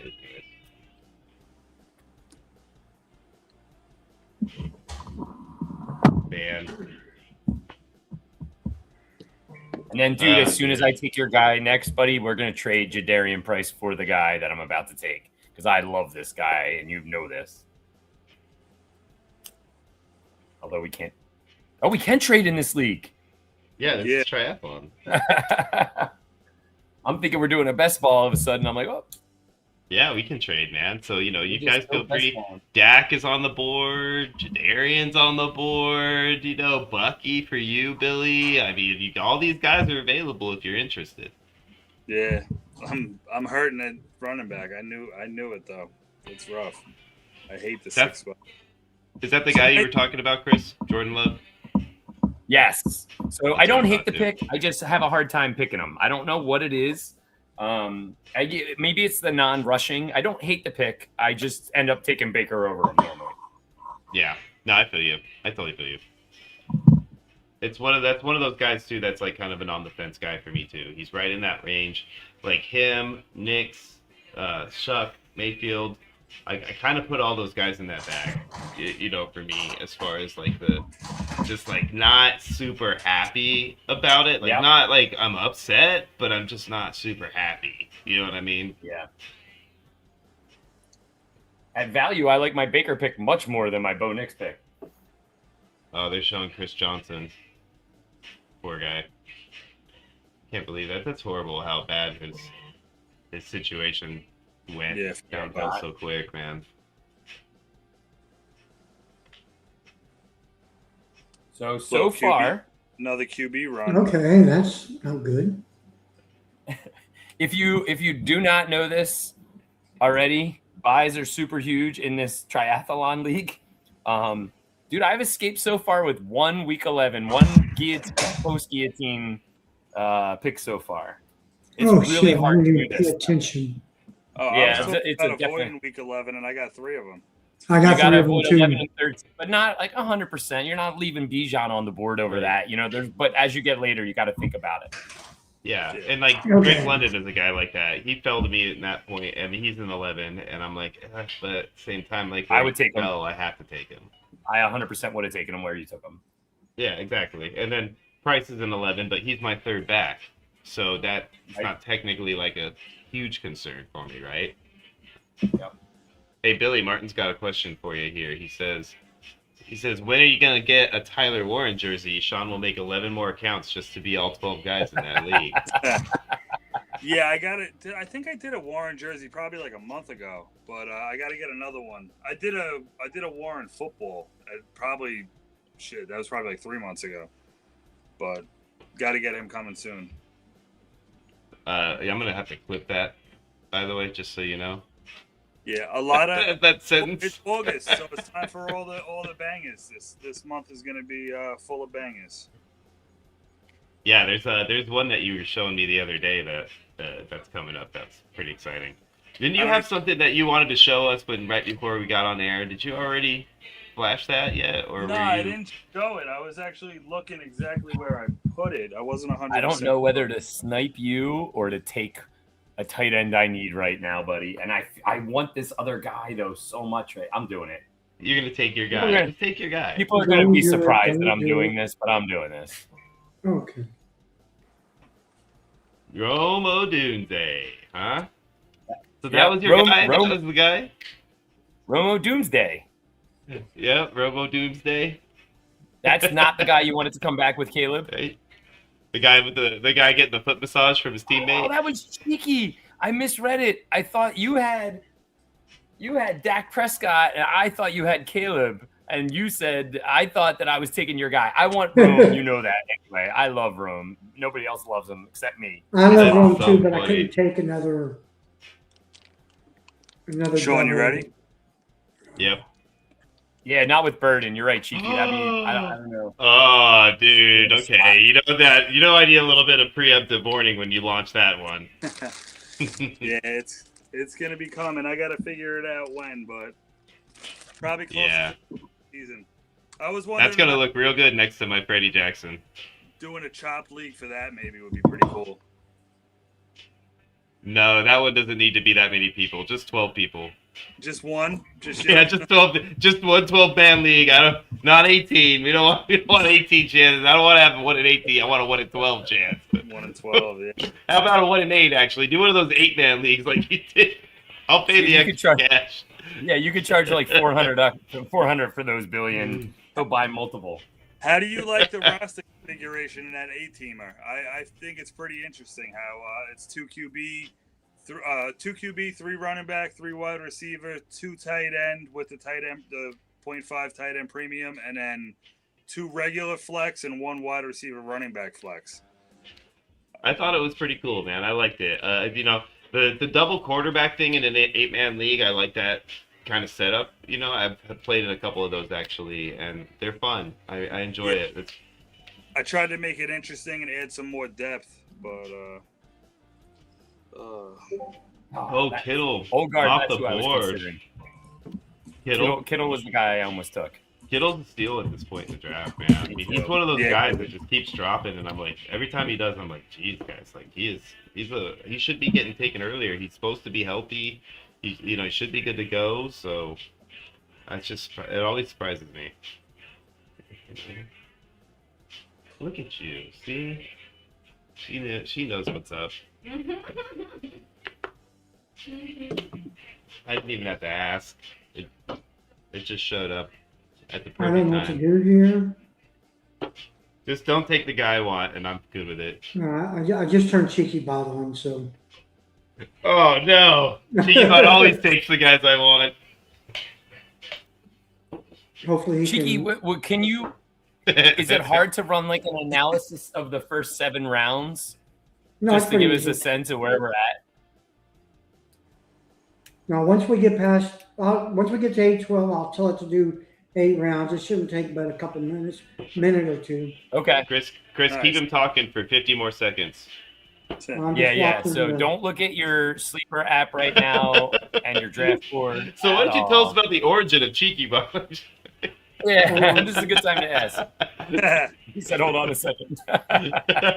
Yeah, I'll show off just in that chop league that I am dropping this week is that alternative Okay. JSN. Cheeky Bot answered. Yeah. Ooh, that's And- sweet, man. I love that color. A lot of people were into that one, so That green pops. Cheeky Bot, you son of a fucking brother! I hate you! Every time! I told you should have left Cheeky Bot asleep! God! Dude, Oh, he yeah, paired him up fuck with those Jefferson. Padres. Too. It was kind of really sweet. It gave me 3 choices: Jones, Murray, or Ward. Yeah, Murray's Cheeky good Bot. there, dude. Ugh, so annoying! That's the last time Cheeky Bot makes it on the show. You, Sean. You know how I'm always saying take 3 quarterbacks in 9 rounds. Yeah. It really does hurt me at tight end, man, because I have a really hard time using tight end in one of those other spots. That's what I'm finding. So it is difficult to do that. Cam There's such Ward. good value late at tight end though this year. This year, I was saying that to Sean before how like a lot of these tight end premium leagues, I caught myself going like 3 tight ends in the first 4 or 5 rounds, and then wishing I didn't do that later in the draft for players like Kittle and a couple other players that haven't been drafted yet that are solid Agreed. tight ends. Agreed. That might have been a little slight on Mr. Bendo there, Sean. Oh no, he already had Cheeky Bot! So still annoying. It kills me. I literally watched every quarterback I wanted come off the board except for Kyle. I'm like, okay, all right, baby. One of my top couple guys that was left is still there. He's the only one. Let's go. And then you're like, I'm gonna turn Cheeky Bot on. I was like, God, son of a. Yeah, I I knew wanted right Stroud. away. I wanted Stroud and Willis too, but I knew it because you had Jefferson. I was like, it's gonna tell him to take him. I know it is, and sure enough. You can still take Carson Beck, who might have like 300 yards tonight the way he's throwing so far if they don't pull him. Well, I mean, it is the Panthers' second string defense. okay. So for this analysis, do you want a straight analysis or a sarcastic one? For the sarcastic, for sure, always. Yeah. Oh, that is a bad pick. I really wanted Ferguson like when it got back to me. Yeah, That's That's early for terrible him. about what He I hasn't been going that early lately. It is early, but I'd take him at the other end. You know, it doesn't. It's not like I wanted to stack him with Dak or anything. So you know, I'm not upset about I'm it. sure, yeah. Would you have taken him right there, Sean? You wouldn't take him No, here, right? I would have you? probably waited and hopefully had him come back around. There's a couple of guys I like a little better on the board still.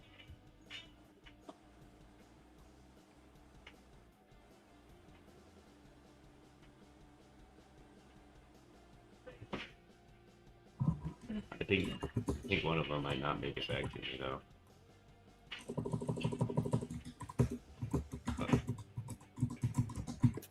There's 2 options here that I want to do. And I think I'm going to have to go ahead and just do it. Are you talking about your next pick? Yes. So right now, the way the board's looking, I feel like I have to do something. So Daniel Jones. This makes it. Daniel Jones makes it interesting, dude. He's doing well in camp, right? Like it sounds like he's full system go. Yep. Mm-hmm. Yeah, that's what they're saying. Yeah. Yeah, dude. Remember that start last year? About Nate, he didn't get hit yet. You know. That's true. But dude, it is crazy. Like remember that start last year? The first what was it? 9 games. They were like 7-2 or something. Yeah, he's got potential, he was man. Flying last year.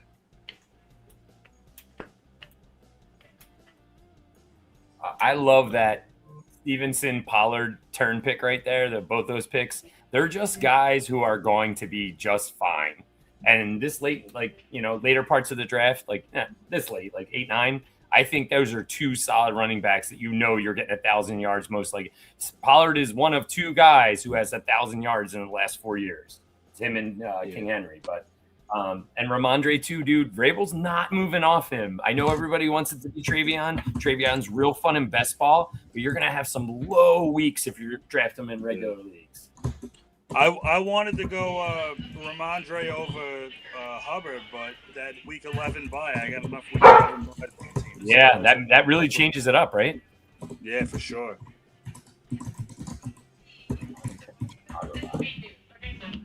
Okay. I felt like it was a necessary move. I had to go for the third quarterback. I just did not expect a third quarterback to get That's back what I to me. wanted. Yeah. It was not. I don't like the fact that I have both Jadarian Price and Sam Darnold, but again, they're both my third guys on each position, so I guess I can live with it. Is there a woman speaking in a different language? Yeah, she's got her TV up in the background. No worries, no worries. I didn't know if that was you talking. It's okay. It's okay.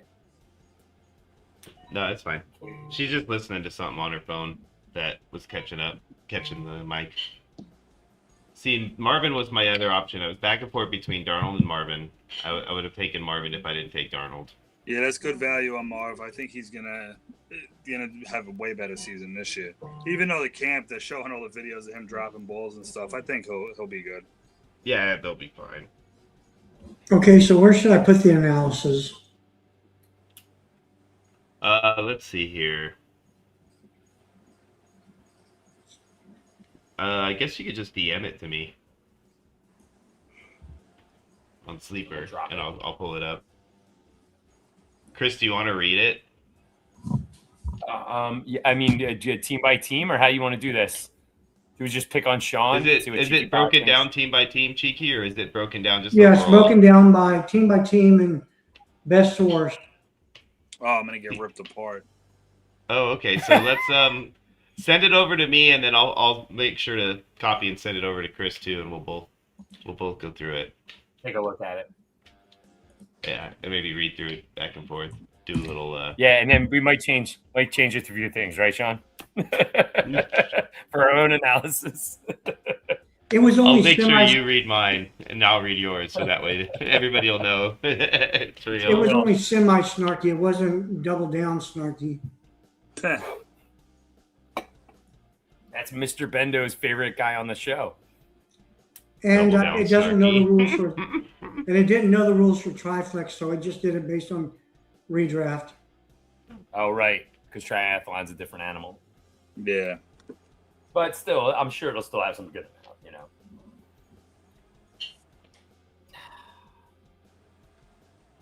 Thunder Fist. I just need you not to pick one position so that I get a chance here. Yeah, I mean, I don't love this pick, obviously. But I have no choice because coming after this is going to be bad. Yeah, that's what I figured you were gonna do. Yeah, I don't really have a choice here, man.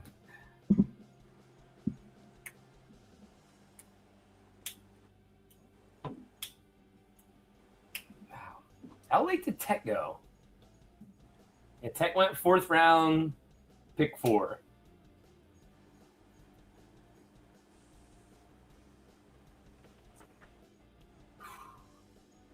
They're showing Larry Fitzgerald highlights. What a great receiver that guy was. One of the best hands ever. I know, right? It was great. I remember I was at that game in Arizona where they won to go to the Super Bowl. I actually went to that game, one of the few non-Bills games I've been to. And, man, it was worth it. Who did they play? Philadelphia. Yeah, they did. That's right. Yeah, I remember. And they were supposed to lose. I know. Do you guys get sleeper basketball news or not? Like What's alerts? basketball? I do not. Because they What just, does it say? They're announcing it's being reported by Pablo Torre that Kawhi definitely had a multi-million-dollar sponsorship from a hidden organization to reduce the salary cap. So I guess I'm not surprised. Yeah, that was crazy what they were doing with him. That the charity fund planting trees and doing all that stuff, and he just wasn't showing up. He didn't show up for a single thing. Yep. That's insane, bro. Insane. Dude, it's insane that they think they're getting away with it. That people aren't going to notice that. Who was is that Ballmer? Was that the Clippers, right? That did that, paid him? Yeah. Man. Yeah. That sucks because I'm a Clipper fan and I hate to see that. Yeah, it definitely looks bad for sure. But whatever. I'm glad I didn't buy Kawhi's New Balances. Oh, and I just looked, it only did it through 7.5 rounds, so it didn't get a complete 8. Oh, that's okay. Oh, I probably got a better review because it didn't get my pick in the 8th round.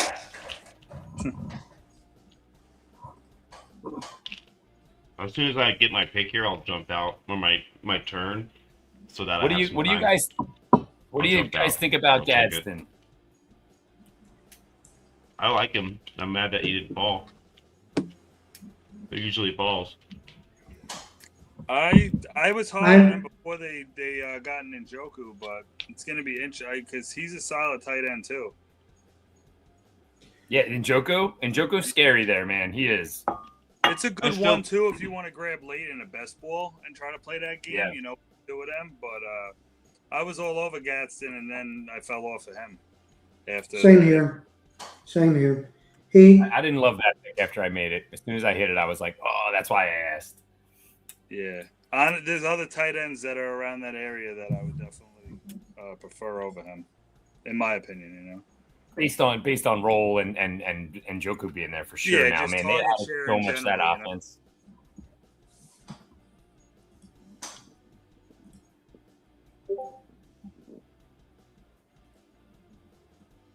I went against my own morals there, dude, because I always draft value over. Yeah, I like likely too. That one's gonna bother me. I'm gonna cheeky bot this myself. That was a terrible pick there in round 10 by Buster Martin. Awful pick. 0 bananas. Mark Andrews. What do you guys think of Mark Andrews? No Isaiah Likely.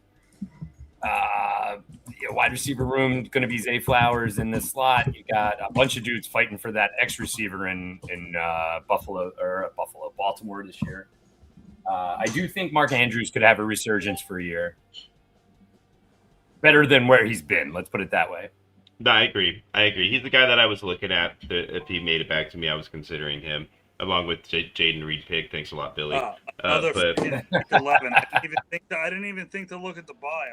It's so crazy. Another week 11. Jeez.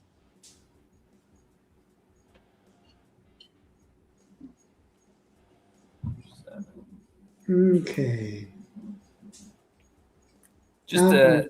How can I screw trade Clem over? That's right. That's all you should be thinking right now, man. That's all we do here. But it's funny, man, as you're going through, I actually just have a running list of all my buys. Every time I make a pick, I make a list all the way down, and I just try and have as few in the guillotine. Obviously, the first 3 rounds, I'm taking value. I don't care. But beyond that, and then I'm definitely looking at these bye weeks a decent amount. Yeah, I wish I had done that. You'll do it now, though, man, and you'll fill it in with somebody reasonable enough and hopefully make it. And you can trade, right? So make that Bijan trade round or week 9, you know? Yeah.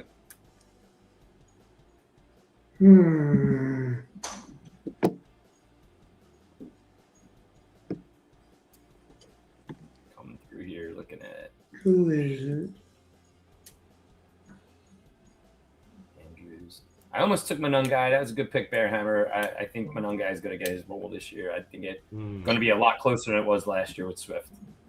Yeah, I'm high on Manungai this year. So, For sure. and I love that name. Yeah. I'll take Travis Swift, I guess. He's got a very clean auto too. I had a Manungai helmet in a mystery box once, and it was very clean. Yeah, that's a helmet. Was it an orange one, a black one? You remember what I said, Billy? You know what I told you to find me. I do not like my Oh, draft. it's the same one as 11. It's a good thing it's not your team then, huh?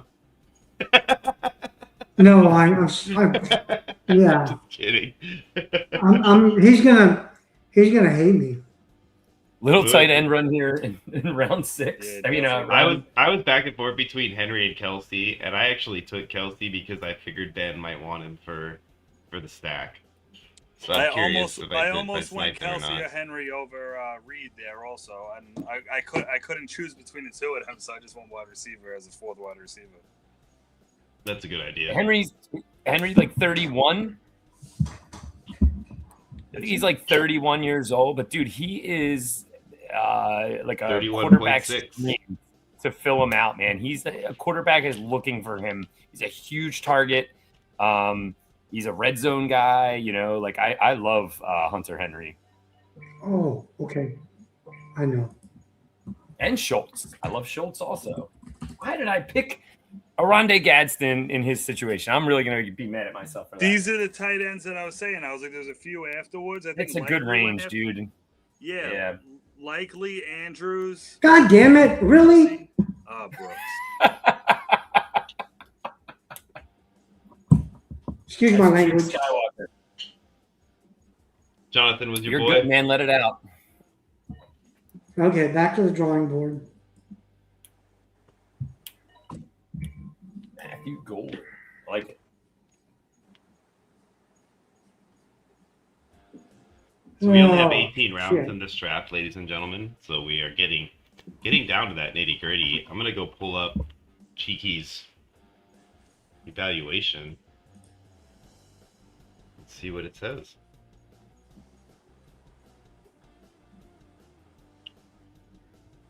Well, I talked about him earlier, so I might as well go with him. Yeah, I'm actually gonna look up those numbers because I like him too. All right, I DM'd it to you too, Chris. Okay. I will read a little bit and then see what we got here.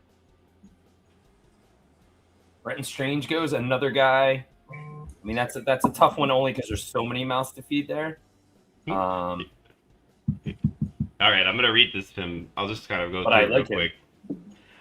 So round 8 is still technically underway, but 91 picks are plenty. The evidence has been collected, the fingerprints match, and several owners should stop drafting without legal counsel. Juke Skywalker is 17. Josh Allen, Barkley, Brown, Daniels, Wilson, McLaurin, and Pitts. Juke drafted Allen and Daniels in Superflex and calmly continued taking good players with everyone else. Apparently searched the settings for page what Superflex needs.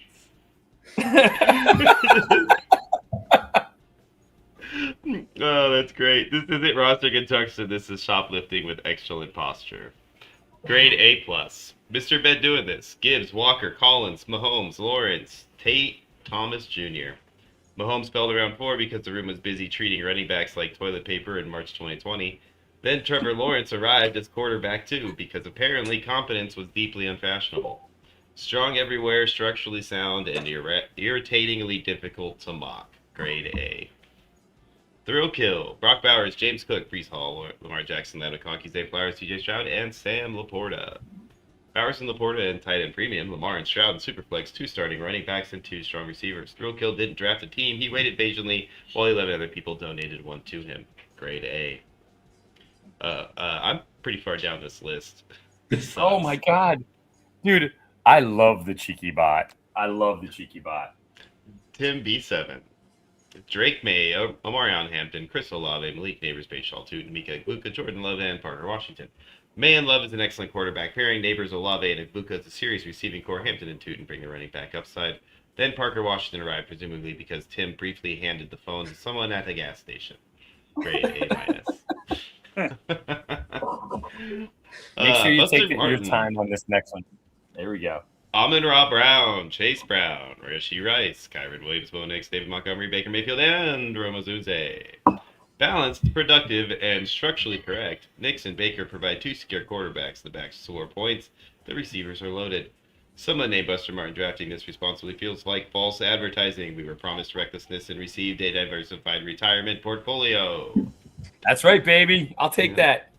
But then, he sucked. No, that's not what it says. I'm kidding. It says grade A. Cheeky Hobson, Puka Nakua, Justin Jefferson, Josh Jacobs, Caleb Williams, Luther Burden, Devontae Adams, Jalen Warren. Puka and Jefferson is outrageous. Burden and Devontae make the wide receiver room embarrassingly deep. Jacobs and Warren form a respectable backfield. Unfortunately, this is super flex, and Caleb Williams is currently the entire quarterback department. One injury, and Devontae may need to start taking snaps. Daniel Jones should be the next pick. Yes, it's Daniel Jones. No, we don't have to enjoy adulthood. Grade B+. And I didn't take Daniel Jones. You did not. That is very true. I took who? Yeah, we know. Kyler Murray, I know. It would probably give you a pretty decent grade if it saw that. Pristine memorabilia. Next one up. Jack Smith and Jigba, Joe Burrow, Jeremiah Love, Devontae Smith, Mike Evans, Matthew Stafford, Harold Fannin, and Chuba Hubbard. Burrow and Stafford are stable. The receivers are strong. Fannin spits the premium. Chuba provides usable running back depth. This is a perfectly sensible roster assembled by someone who probably reads instruction manuals before using appliances. Disgusting behavior, but effective. Definitely not read it. Grade B+. Trader Clem. Jamar Chase, Devon Achane, Drake London, Tyler Warren, Dak Prescott, Bucky Irvin, Darian Price. Chase, Achane, and London was an excellent opening. Warren supplies premium leverage. Dak is a legitimate starter. Then Clem drafted Bucky and Jadarian while the league removed every viable quarterback two from the building. His username is about to become less of a personality and more of an emergency action plan. Grade B. Hey, you skipped Old Guard. Did I? Oh, thank you. Old Guard US. Better than Trader Clem. Christian McCaffrey, Ashton Janty, Javonte Williams, Justin Herbert, Brock Purdy, Jalen Waddle, Christian Watson, George Kittle. Old Guard opened up with 3 running backs because apparently it is still 1998 and fax machines are thriving. Fortunately, Herbert and Purdy repaired the structure. Kittle in TEP is strong, assuming his body doesn't submit another formal resignation letter. Grade B+. Thunder Fist, Trey McBride, CeeDee Lamb, Travis Etienne, Tutorial McMillan, Jared Goff, Quinshon Judkins, Tyler Shuck, and Michael Wilson. McBride first in TEP, defensible. Lamb in round 2, excellent. McMillan and Judkins, plenty of upside. Tyler Shuck is QB2, that's not roster construction, that's forwarding your season 2 voicemail. And hoping someone leaves a pleasant message. Grade B-. AZ all night. Bijan Robinson, Derrick Henry, Cam Scadway, Jalen Hurts, T. Higgins, Jameson Williams, and DeAndre Swift. 4 running backs in 7 rounds. AZ all night is apparently preparing for a fantasy football embargo in which no additional rushing attempts will be imported into the country. Hurts is fantastic. Higgins and Jameson help, but there's no QB2, no tight end, and in a running back room large enough to establish municipal government. Grade B-. Dude, before you go on to the next one, I do think he totally did all the things. AZ, you did all the things that Cheeky Bot said were a deficiency right after that. He grabbed 2 tight ends, he added Corum, and he added Daniel Jones. I think he is filling those holes. So I think it would go up, man, if we went further. Wow, you're the only one that got any kind of defense from Chris, so that tells you something right there. Bear Hammer 85, Jonathan Taylor, George Pickens, Colson Loveland, Travion Henderson, Jackson Dart, DJ Moore, Tucker Kraft, and Malik Willis. 2 tight ends, 2 risky quarterbacks, and a dream. Jackson Dart and Malik Willis is the quarterback equivalent of buying 2 scratch-off tickets and listing the expected winnings as household income. Meanwhile, Loveland and Kraft can hold hands while watching the opposing Superflex quarterback score actual points. Grade C.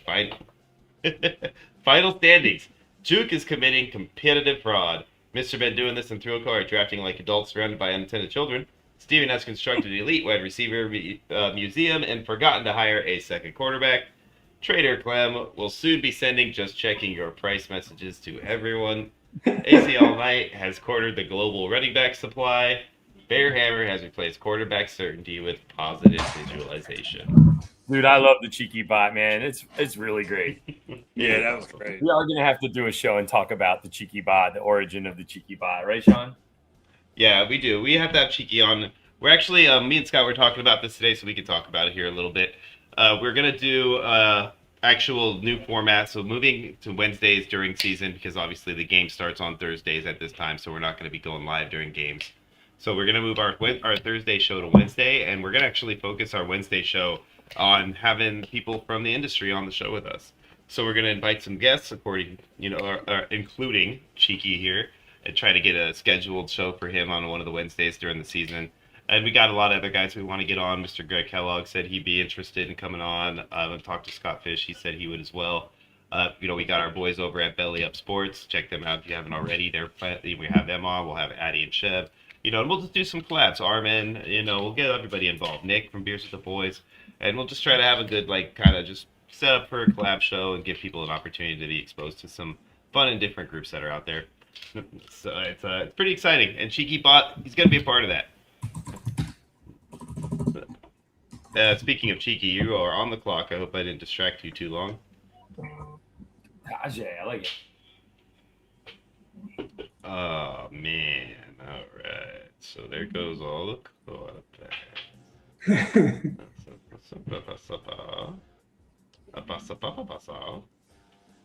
Okay, it's between two guys right now. Billy is while he's making his pick. Aaron Rodgers right there. Would you have taken Brissett or Mendoza over Rodgers? Or are you happy that Rodgers landed? No, I'm fine with Rodgers usually or Brissett. Those are usually my one of my three last QBs. Like my third QB is usually Rodgers or Brissett. Yeah, I love Brissett there. Like late. I do love him. I look for him off. Gino's an interesting one. I get Garrett Wilson a decent amount in some drafts, some best balls. So grab him with him. I don't mind Same thing with I'll grab Pittman and DK in a couple drafts too, a decent amount. So right, I don't mind. And then grab Rodgers with that, yeah. They're all good late round stacks. Even you grab Marvin, Michael Wilson, Trey McBride, and then you get Brissett later on. Absolutely. So there's a guy that I want to take right now. That as soon as he comes around, I'm gonna grab him. Hopefully. Yeah. Well, if you don't take the guy, I'm taking him now. After you, don't worry. There's a guy that I want that I think will fall through, but I need him specifically to round out what I'm doing. And I feel like one of he's gonna go. I wanted to take Diggs over Golden, and I should have. Now that I'm looking back on it, I just really hope that Diggs had fallen back around to me, but I probably should have just taken Diggs over Golden. That's a good pick by Throwkill there to get Diggs and Downs like that back to back. I think both of those are solid picks. All right, so I think I'll go ahead and take him now. This is around the time that I'm okay taking him, and since I have Price, I think I'm gonna go ahead and take Charbonnet. Yeah, that's smart, dude. I was thinking before when you took Price that you have to remember to grab him just in case the roll goes back to what it was somehow. You're right, man. Yeah. That's a solid pick. That's a situation where I'm not normally handcuffing or not forcing handcuffs. That's one where I would. Yeah, I think Sharps, if anything happens to Price or vice versa, then the other becomes a solid RB. So, and you have to spend a reasonable pick on Price. If you're getting Price, it's got to be round 7, 6, 7 in that range. Yeah. Uh-oh. Did I snipe you, Cheeky? Look at his camera zooming in onto that face. No. I'm in a pickle because I did it to myself with these round 11 players, and I don't have a choice but to take another one. So I will be, or he will be having to do some trading. Trade. Yeah. But I just don't have a choice with my build. I could, but I don't think I need, yeah. I don't like this pick. Not terrible. I considered it with the London stack. But I got too many. I got too many. Week 11 buys. Yeah. At least, but you still got Murray and Williams available for that week. So as long as they stay healthy, it'll be okay for the quarterbacks. But yeah, you're running back Josh Jacobs, Devontae. That's scary right there to have those two, because those are two of your top guys. So I guess Devontae you would consider top guy, but Puka is the other one. But I do think that Tua is not the worst week 11 pick that you could make there, dude. No, you're not going to need him that week. I think that's a solid pick because he's that quarterback and he's probably not going to be playing because the other two guys are very good as long as Kyler pans out. I know it doesn't feel good. I agree. Well, I just hate handing over a team like that. Yeah.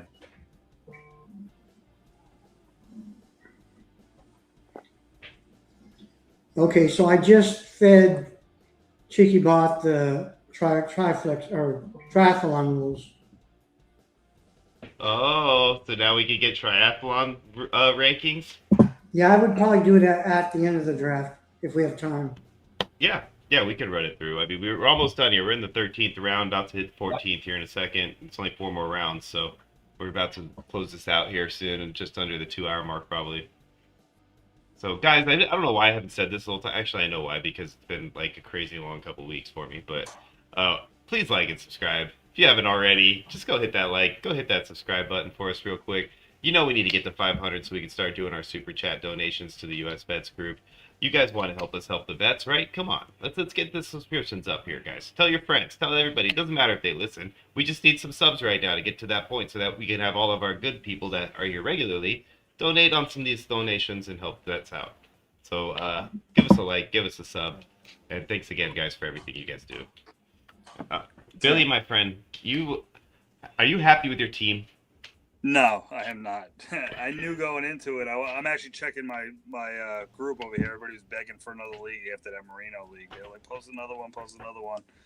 So that was like. What are you gonna post up? I know you know what I want you to post up right now, but I know you're not doing that yet. So you save that one for a special occasion. I'm thinking about another college jersey, but I might wait for this weekend. I gotta see. I got this over here. This is a nice one. Hey, if you start seeing oh, there you go. Look at that. Nice. Except for it's Boise State, but hey. That chance, yeah. I got the regular one too. I think Saturday I might drop both. I'm not sure. I'm not a fan of Boise State, obviously, UNLV, so. Yeah. Born and raised in Vegas.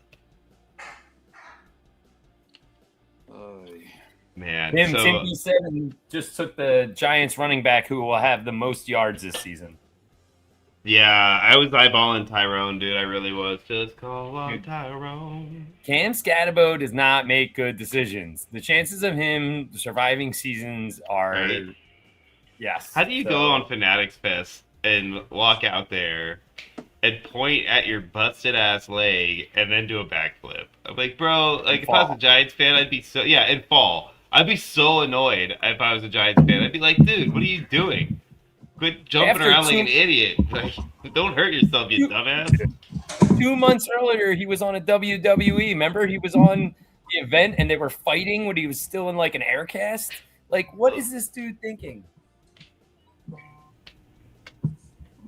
That said, if he was an Eagle, Philly fans would love him. If he was an Eagle, they would love him. Look at you. I bet you just sniped Thunder Fist with that Dylan Sampson pick. I mean, I have to.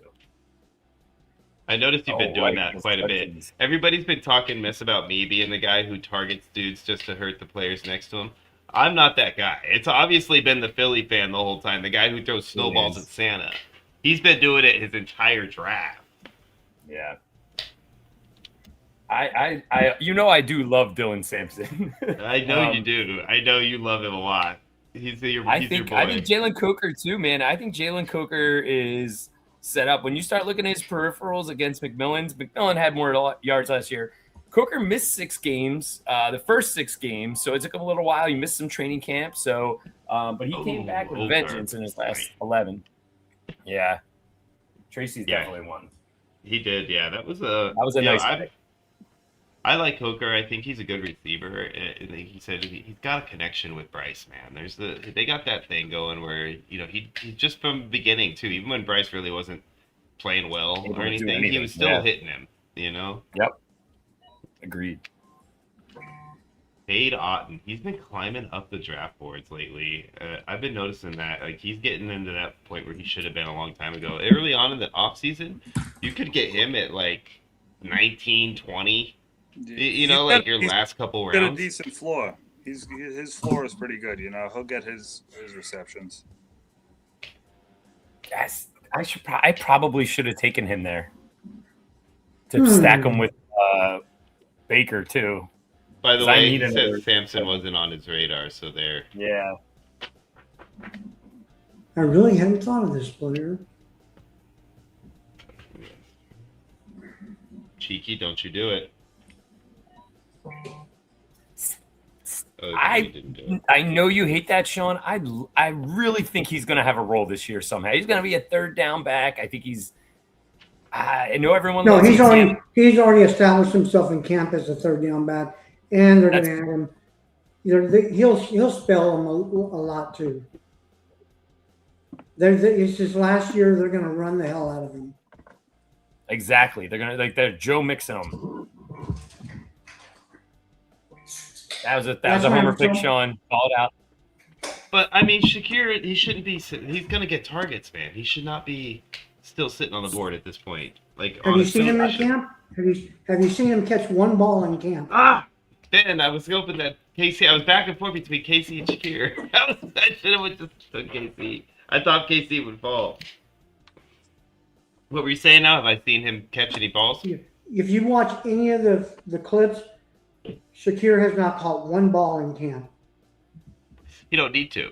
He's already established. Josh is trying to throw the ball to the new kids and get Keon up to speed because Keon is like, they're trying to get Keon ready to be at number 2, and I think he's It's all learning quite a DJ bit. Moore. It's all DJ Moore the whole It time. is 100% DJ. DJ is going to be the guy for sure. I was going to wait to bring up Keon's name because obviously we try not to talk about people before they're drafted. Apparently, Keon's spending a lot of time with Stevie Johnson.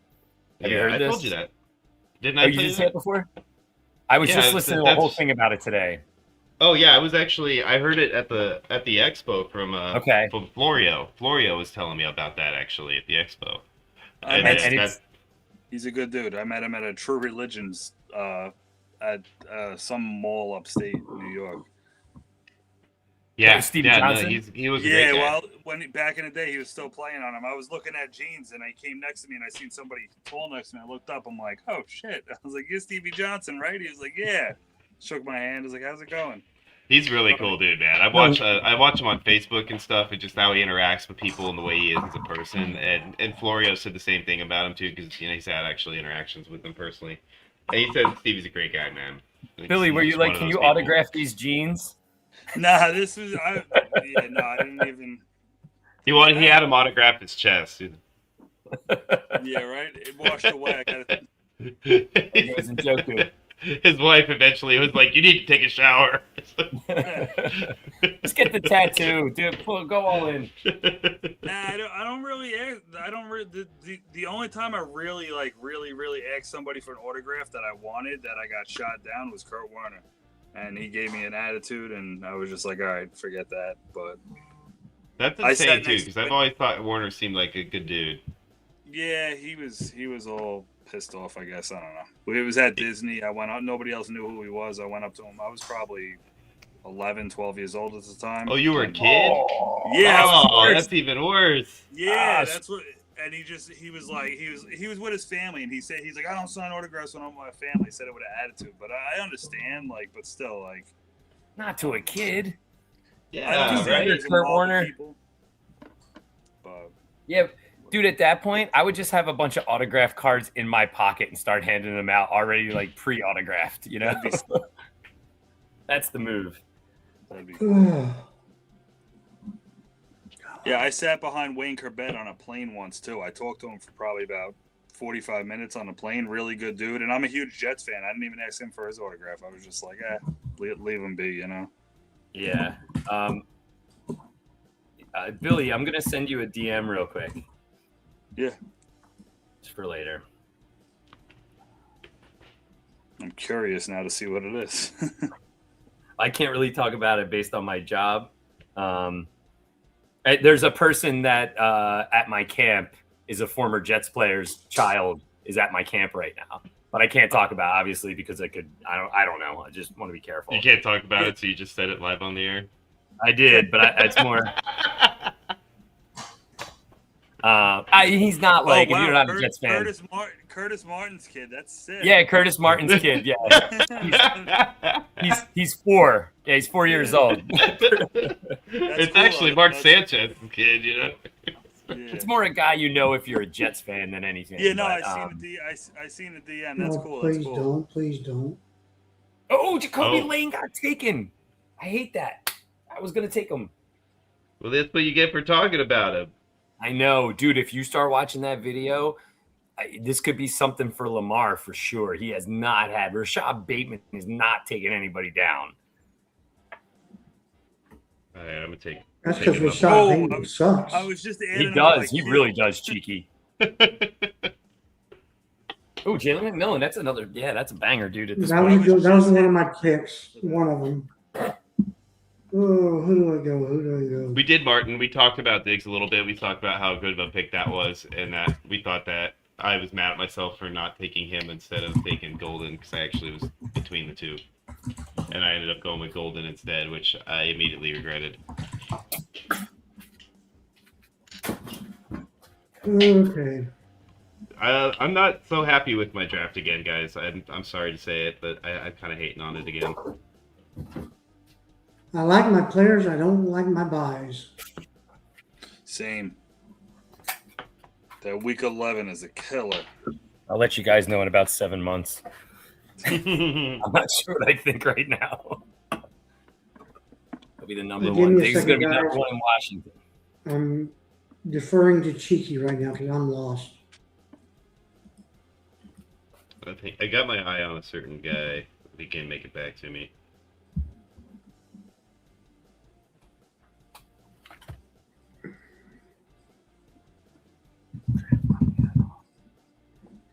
I'm gonna run out of time. Just making sure there's nothing else here. I'm like very much wrapped up on a single position right now. And I'm like, you better go back and make sure there's nobody else that you want beyond that. Because I hate doing that to myself. Wow. Yeah, I got my eye on a certain guy. Oh, he picked my. Okay, I'm good. I had him queued and he picked him. There you go. There you go. Trey, look at that running back, receiver run. Yeah, a little run there. Oh, dude, it was Dobbs. That's who I was looking at, man. How did he fall that far? He was You don't know lingering, it- man. He was up. He was lingering. That's who I'm my next guy on my I'm list. not a fan of Dobbs, honestly. I don't think This is- I think he's good, but I just don't think he's going to get enough targets to make it really worthwhile. As long as you can get points in the flex, that's all I care about. Yeah, and round 15, I feel like he's got to go, man. I feel like Plus, he he's should go. also another 11 Oh, bye you- week. Yeah, I didn't even look at that. I am Thunderfist is out of all the leagues, whatever he's in. I wanted Sadiq so bad right there. I was trying to back up. Sean Gaston. is gonna hate. Good. Not Sean. Scott, Scott's gonna hate me. I think Scott's going to hate somebody else a lot more than you based on what he's dealing with right now. I'll tell you guys. He'll tell you guys. I'm sure he'll tell you guys on Monday. If it turns out to be what he's scared of, though, it's pretty crappy.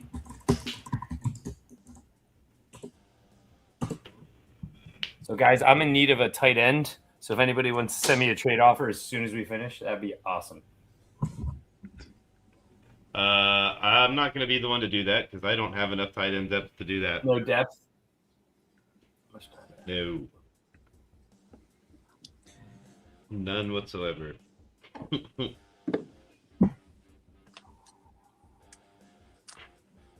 There's a specific guy, though, that I have my I eye mean, on. how many tight ends does the Rams have? Jesus Christ. Yeah, dude, that is a problem too, man. You got Higbee, you got Ferguson, you got Parkinson, you got so much over there. And you have Claire. Max Clare, I didn't even think of him, dude. Yeah, Yeah. They he's all solid. have potential. They all have potential. Yes. They could be serviceable tight ends, you know. I'm not Sean, trading him, Warren. Old guard's Old always guard, down we're gonna for hear from you. trades. Guys got Guys, trading through week 10, and then there's no more trading once we hit the elimination weeks. So that's what we should do. Why am I so? I'm such. See, guys, this has just been such a rough day for me. I didn't even talk about the triathlon game fully and break it down, and this is the first time we've done a triathlon draft in a while, and now we are at the end, and I'm gonna do it now. But this is a 3-leg race. It's 3 seasons in one, basically. 10 weeks of redraft is 1 leg. Then it goes to 4 weeks of guillotine for the next elimination, whatever you want to call it, chopped. That's for the next leg. And then the final leg is the playoff, which is an actual best ball playoff bracket. So that's basically the setup that we're playing on here, guys. So it's not a regular type of season. The bye weeks are a big deal when you're talking about the guillotine timeline. Excuse me. Fob rolls over. Yes, I said fob. It's not dab, it's fob, because there's 2 ways. Fob rolls over from leg 1 to 2, so you do not get a reset. So if you spend your money early, you might be struggling when it comes time for guillotine, or vice versa. If you don't spend your money early, you might not get anybody to help you to get to the guillotine, because the last place team does get eliminated after the first leg. So you definitely need to be on your P's and Q's when it comes to how you handle that. It's a real unique format. It's a lot of fun. We've done it for a couple of years now, and I think it's pretty much solidified at the setup that it is now to be, this format for the rest of its life. So, do you guys have any kind of, insight on it? Cheeky, you played it last year, didn't you? Yeah. And what did you think about it? How it played out for you last year?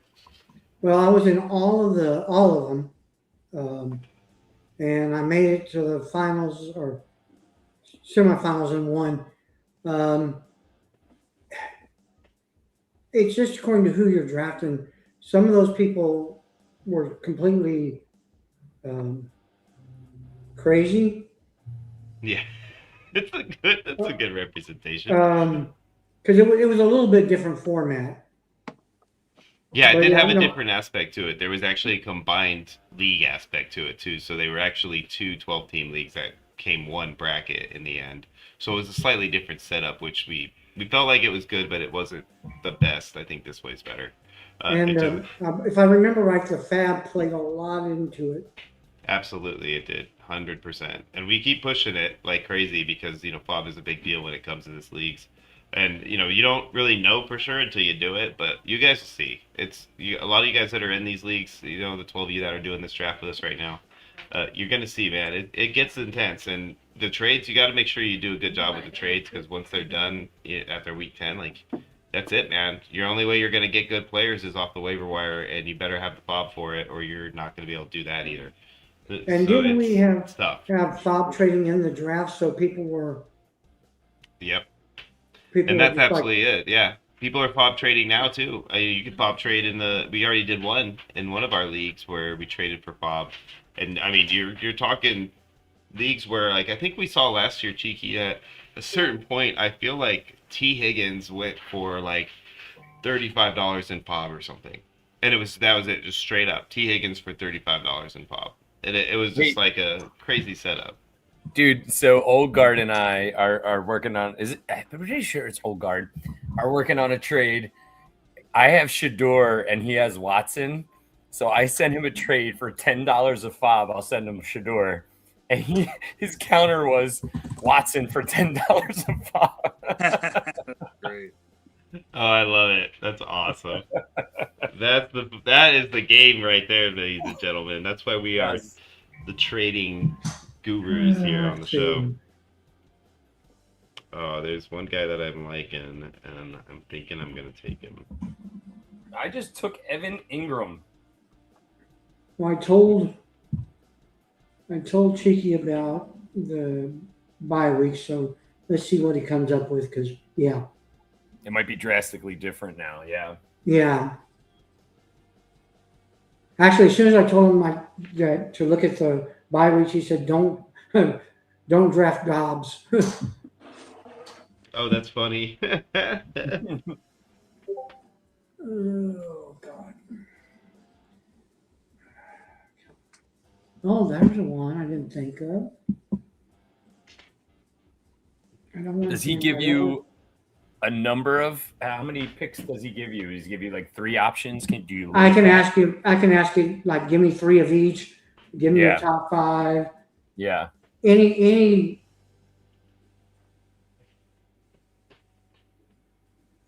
And he hasn't updated today about injuries, so a few of these I won't be able to do. So this is going to be it. At least he's not a week 11.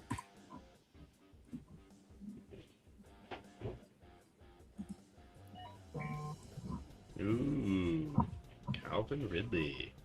Do you remember preseason last year, Calvin Ridley's video? He looked like the fastest man on the planet preseason last year. They were showing him like lap everybody else on the field. And he's still that way. He's so fast, dude. So with what's his name going to be on the other side, he's going to be freed up a lot more. He could have a big year. Carnell Tate? Yep. Yeah. And dude, anybody that's watching right now, we only normally have like a certain amount of live watchers, but a lot of people will say like, hey man, I watch you guys like the next day or 2 days later.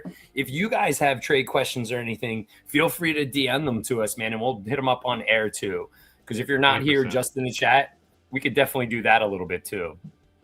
100%, guys. Yeah, anytime. And we're going to be doing a lot of trade talks and stuff as we move forward. I talked about we have a new schedule coming up. We're going to announce that here in another show, but we're going to have a kind of a revamped schedule. Our in-season schedule for the shows is going to be, talked about here soon. So in that, included in that will be in-season trade talks as well. So anytime you guys have a question or a trade you want us to talk about, submit it to us as soon as you can so that we can talk about it ASAP.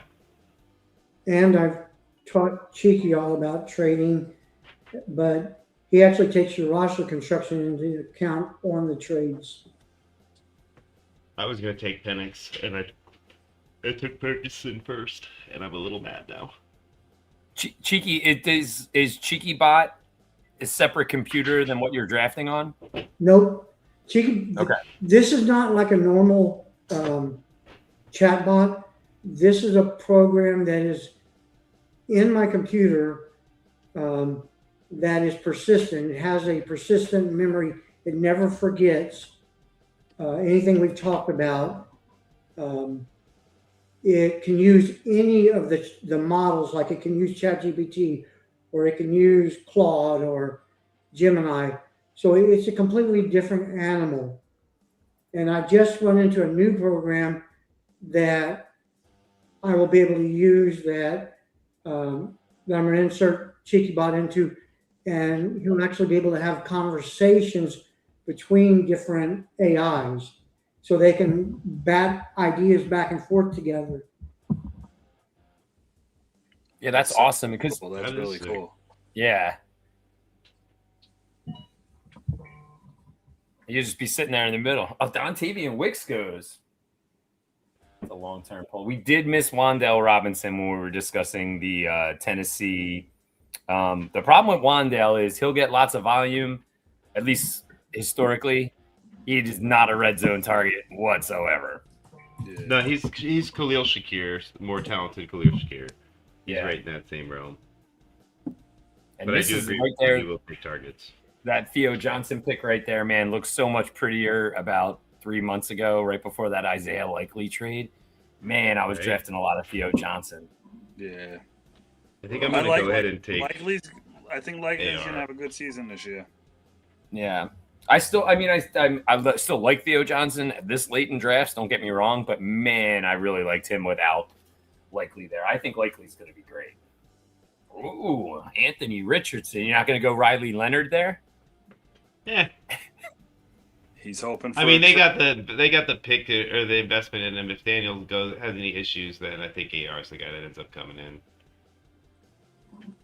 Or they trade him and he gets a chance somewhere else. Takes that Justin Fields route and hopefully does more with it, Yeah. It's so funny too because I think of Anthony Richardson and all I think about is the only reason he got drafted where he did is because of Josh Allen. Because of Josh Allen? Yeah, because the Josh Allen factor. He was so physically gifted but raw. Yeah. And you see how it turned out for Josh, Yeah. What was I'm that, gonna Billy? save this one Just for a next big round. body quarterback that's mobile. He burned a lot of people with like sports cards and stuff. Like between him and what's his name? There was a couple different quarterbacks. That Mac Jones burned a lot of people. People spent hundreds of thousands of dollars on Mac Jones rookie cards, and now they're worth like 1,000, like 500. It's crazy. Those guys gonna be waiting for Brock Purdy in a parking lot somewhere. Trey Lance was another quarterback that people were buying. Oh, Trey Lance, that's a rough one. Black 101 PSA 10, like $150,000. People are buying it for. Now it might sell for like $1,200. Like crazy. I still wouldn't pay $1,200. I know the card market is insane. You got a pretty cool Romo Dunze card that you're doing a draft for right now. Yeah, that was a cool one. I missed that. I was gonna go in that one. I missed that one. I missed it. I was like seconds away, and I paid into it just like right after it was over, and I ended up. Story is like, hey, you want to draft with me? So me and him are bouncing back and forth, and I told Billy just keep the 7 in there for second or however he wants to play it out. But yeah, that's cool. That's cool that you guys are doing that. But yeah, it's been fun. It's been kind of interesting to see how that works out because we're right on the turn too. So each time we're taking 2 players, he takes 2, I take 2, he takes 2. Martin, I believe there's going to be one more triathlon, right, Sean? As of now, it's going to be there is a triathlon right now that's set up. It's a triathlon one. A slow draft that is set up at Triathlon. Scott has already put them in the thread, so it's out there for you guys. I believe that's Hamburg. I want to say is the name of that one. Yeah, I don't remember the name. You'll find it in our actual SDFS hub, which if you're not a part of, I don't think I actually. Now that I'm realizing it, I don't think I added it to the description this time around because I completely kabackled today. But it's something that it's in all our other ones, so check it out if you don't have a link already to it, or just DM us on Sleeper. We'll hook you up. But that's 100%, dude. Information is. And if you DM us on Sleeper, we will give you the whole rundown of like the charity league, the SDFS hub, like how you can get involved more with us if you want to. 100%. Roster roulette. Don't forget about roster roulette. Yeah, roster roulette too, man. We're gonna play another game of roster roulette here. I've been kind of neglecting roster roulette the last few days because everything else to deal with. But I'll get back on the horse with that here. I'm gonna set up another tournament in that one here probably tomorrow. So I'll probably just do another Stackmaster Flex because honestly it's my favorite one so far. So that's my favorite one. Yeah, I enjoy it. It is the best one. Yeah, it's a lot of fun, that Stackmaster Flex. So I'll probably throw up another one of those. In Stackmaster Flex, I'm spending more time thinking about who I'm not putting certain places than where I am putting them. Like, that one's like, that's chess. And I honestly thought that this last one, I was like, this one is going to be like higher scoring. People are going to get Grand Slams more often. It did not even come close. It would sound like it was harder to get the Grand Slam on the one where it was mostly flexes and super flex spots. It was very hard. Yeah, I was really shocked. I thought it would be the other way around. But yeah, that was insane. So yeah, it's fun, man, doing these leagues and finding out how they change, they change it up and which one's which, We'll find some good ones. Like Stackmaster is obviously up there near the top now. Like, I wasn't as big of a fan of this last one, so I'll put that one kind of in the middle bottom. And then, we'll continue just different options. I got a few other ones out there that I want to I do have a question. Were the player values the same in the tournament as they were in your regular? Yeah, so in the flex, in the most recent one, I think there was some bonus changes, like bonus scoring was higher. But the base, it didn't look like the base was the same. It should have been. The base scoring should have been the same, unless they were an adjustment that I missed in there as far as like a position here or there. Because that one was pass catcher, I think, right? Or no, that one was a Hall of Fame one. So some players, like I think the franchise collector bonus was higher, and I think the stronghold was higher. Yeah, but I extracted all the player values from them, and they didn't match up. I'll have to go check and see which one you're talking about on that, and then see because the players like the ranking scores are, and obviously it's work in progress still, but the ranking scores are supposed to stay the same for the whole season. So they're not supposed to change as far as like the general score you get for Bucky Irving should be the same score that you're gonna get for him in that league, unless like there was an extra bonus, which that one there wasn't, right? Yeah, Like, maybe so- I just wasn't paying attention right, but No, it could have been off, and I just got to double check it too and see. There might be a bug in there that did something wrong that shouldn't have. But that's all the things that I need to find out. So when you tell me stuff like that, I go look for it and I try to fix it so that down the road when we fully launch, we won't have that issue. it's- But Martin, it's been. Go ahead. Martin, I'm sending you a DM for the league you're looking for. Oh, is he looking for that one? The triathlon. It is you're the looking about? Hamburg, yeah. It's just a little bit higher, Martin, in the SDFS. If you go up, it's not the last one above the Cape one we're in now. If you go a little higher, it shows the Cape one again, and right above it. I sent it to you, but it didn't show up as a link. I'll get it for you, man. I can post it in the. Okay, let's see if Clem was wanting this person. End of draft. Here we go. Alani, that's a good pick right look there. at you taking That's a great pick. I mean, I probably would have taken him potentially, but I mean, I don't know if I really wanted to go that crazy with that and any of Yeah, but you would have had your Seahawks. handcuff. Yeah, It's the true. whole backfield. And you still can. Cheeky takes trade offers at. No, I think I'm actually going to take another handcuff right here, Jalen. I like Jalen Wright. Yeah, if something happens to Achan, then I think Wright's going to be basically the Achan in that offense. And since I have Achan Yep. in this team, Yeah, I feel like he's an undervalued handcuff because of how much Achian's going to just run the ball, catch the ball and run, catch the ball and run. He's going to take a beat. He's going to take a lot of hits this year. So yeah. Then I think they have no problem running him into the ground because they're paying him. yeah, and I think Wright's definitely better than Ollie Gordon. So And Clem, I just sent you something in DM. See what you think.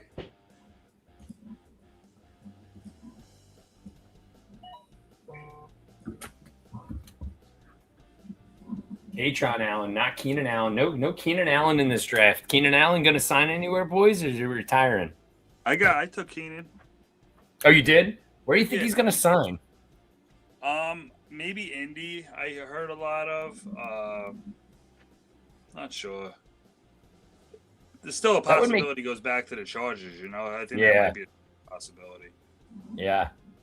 But he's my most owned player. They're all like they were unrostered players. Between him, he's my number one. Diggs is my number two. Then Debo's my number three most drafted player, and then Tyreek Hill. But now I'm starting to fade Tyreek because I don't Only really think- because of what they're coming out with. Yeah. yeah. But for best ball, those are good picks late in the draft. Absolutely. Pretty cool. I'll check that We out ended here the tomorrow. Draft is ended. Yeah, that is it, ladies and gentlemen. JJ McCarthy. JJ McCarthy's the last pick. I considered both of those quarterbacks. I ended up going with AR. I think I made the wrong decision. But that's definitely a good pick up there for AZL Knights to finish out the draft. So, guys, we got ourselves some decent teams here, right? We didn't get any kind of full breakdown from Cheeky Bot yet, right? On the actual. He's working on it right now. Should take a minute. Perfect. We'll wait for Cheeky Bot to talk about I told that. him to be harsher. There you go. That's awesome. All right, so guys, great drafting. I think everybody did pretty well. I'm curious to see what Cheeky Bot has to say. I don't really have a team off the top of my head that I think did terribly bad. I don't see anybody that just sticks out like a sore thumb or anything. So I'm Right. curious to see what Cheeky has to say. I really am. You guys feel okay with your teams? I'm not too happy with mine, but I'm not hating on it. Yeah, I'm not too happy about mine, but we'll see what happens. I'm not happy about those week 11 buys that I have. But Yeah, we'll see. right. What about you, Cheeky? You think Scott's going to be happy with this, or you think he's going to be upset?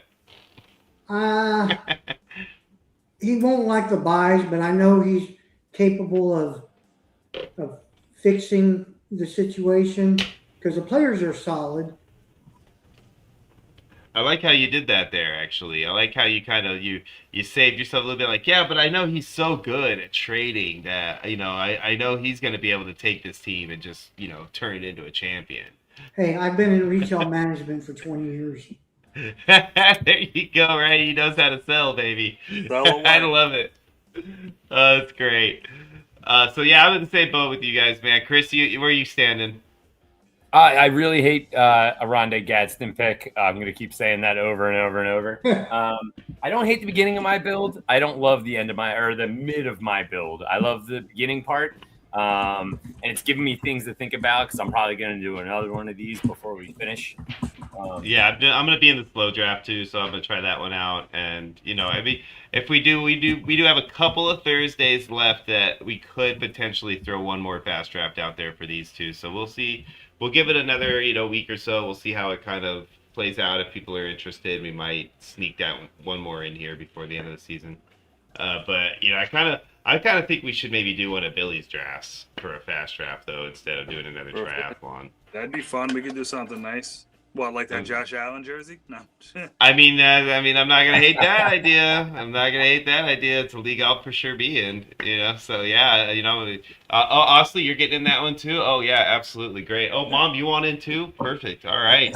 Looks like I've got 3-4 maybe people that are gonna be in that league now. So what is this, a charity like spinning wheel? Like what is going on here? We can figure it out definitely, and I've been wanting to talk to you about. We got to figure it out, like a roster roulette tournament where I throw up like a PSA 10 slab card or something like that for the winner of the tournament for roster roulette. I would be down for that, man. That's awesome.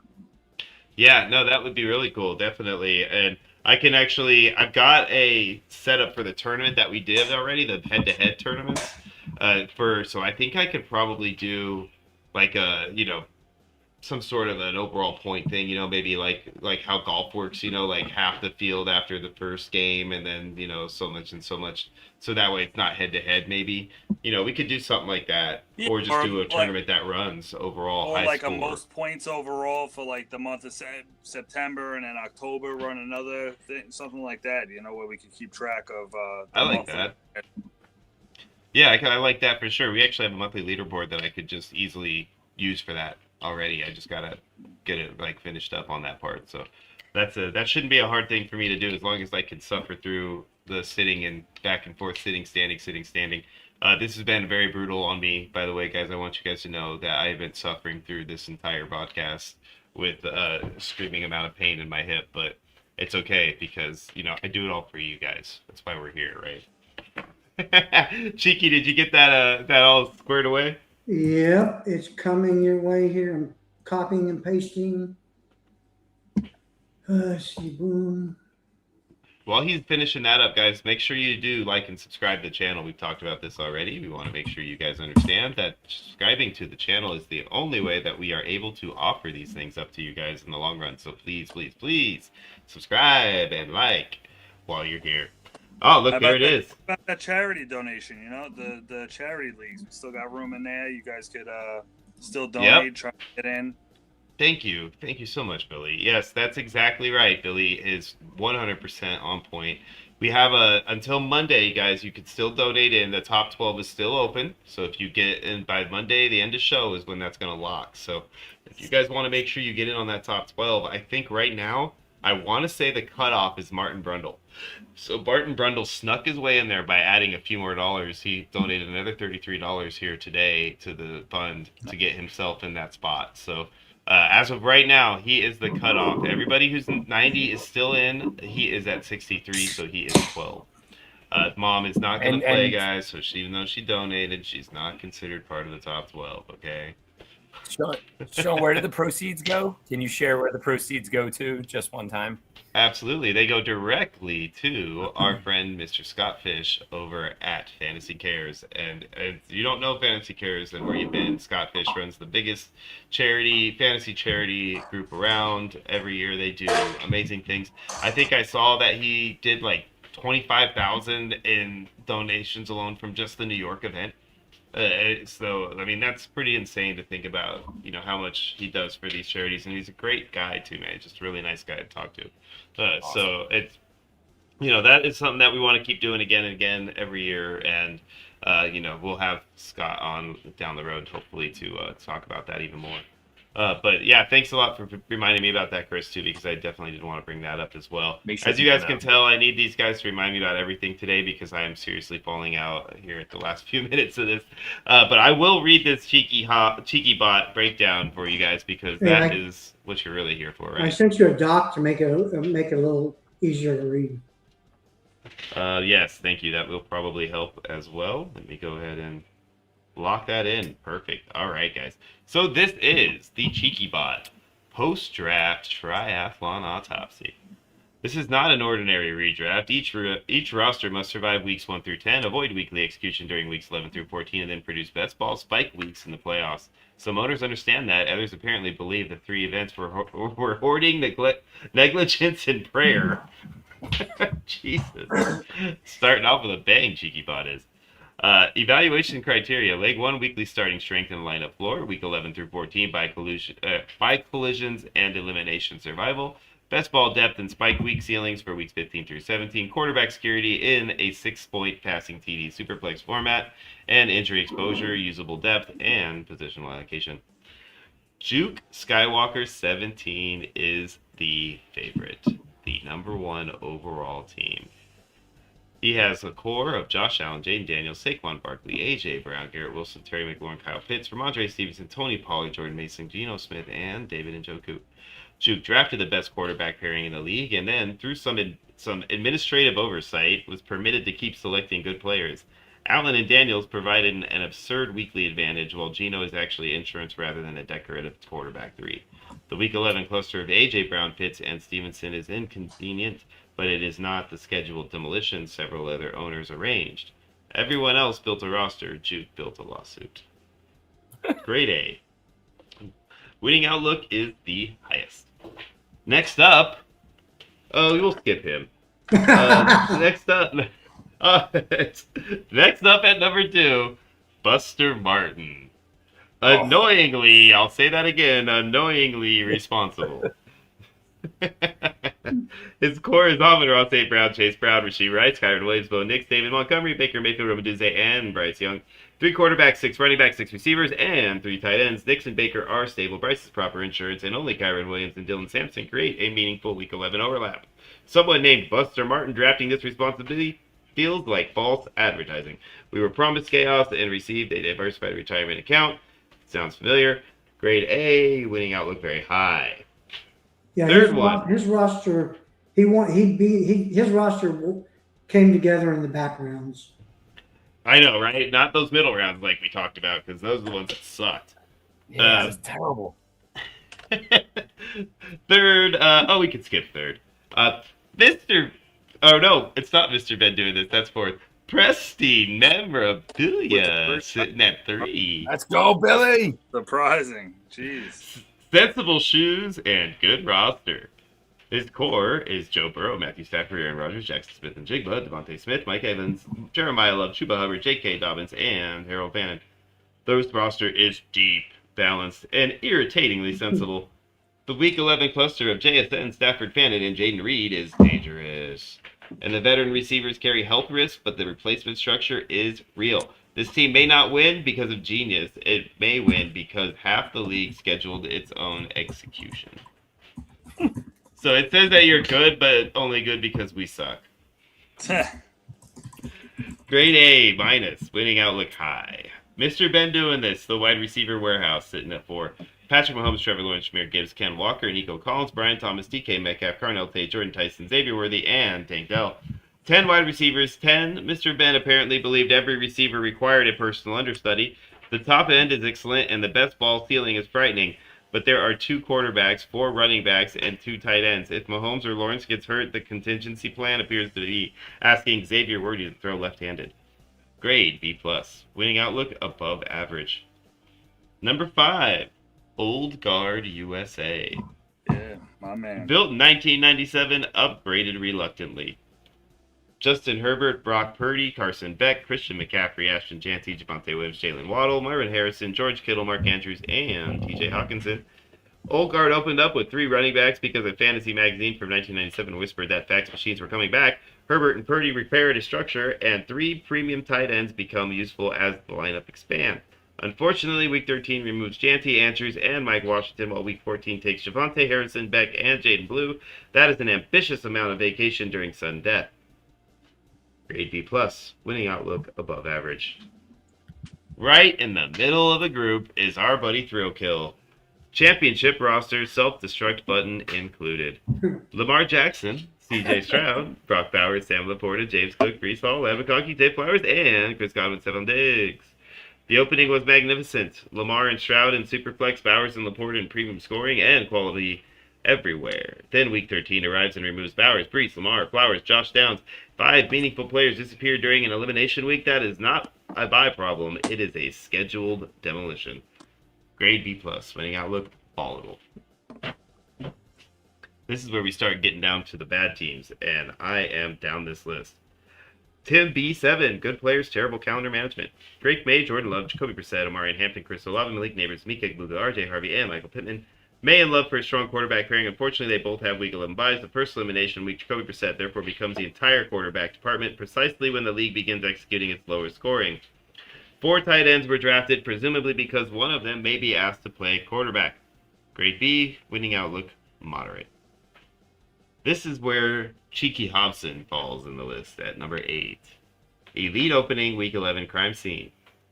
Caleb Williams, Kyler Murray, Tua Tagovailoa, Puka Nacua, Justin Jefferson, Devontae Adams, Luther Burden, Romeo Dobbs, Calvin Ridley, Josh Jacobs, Jalen Warren, Alvin Kamara, Dalton Kincaid, and Dallas Goedert. Puka and Jefferson form an elite receiving foundation, and all the other overall position counts are sound. Then Week 11 removes Puka, Devontae, Jacobs, Tua, Dobbs, George Holani. 6 players vanished during the first elimination week. We did not build a bye cluster. We established a witness protection program.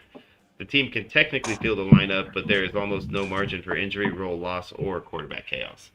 Grade B, winning outlook, moderate. This is where I landed. Number 9. Horribly bad. Trader Clem, username becomes emergency procedure. Dak Prescott, Cam Ward, Sam Darnold, Anthony Richardson, Jamar Chase, Drake London, Devon Achane, Bucky Irvin, Tyler Warren, and Travis Kelce. The top-end talent is terrific, and Clem eventually drafted 4 quarterbacks after temporarily letting the quarterback 2 market leaving the building. The Week 11 then removes London, George, Jadarian Price, Darnold, Golden, Charbonnet, and Ferguson. 6 players gone during elimination, with Charbonnet also on pub. The roster is talented enough to win. The calendar is talented enough to kill it. Grade B, winning outlook moderate to low.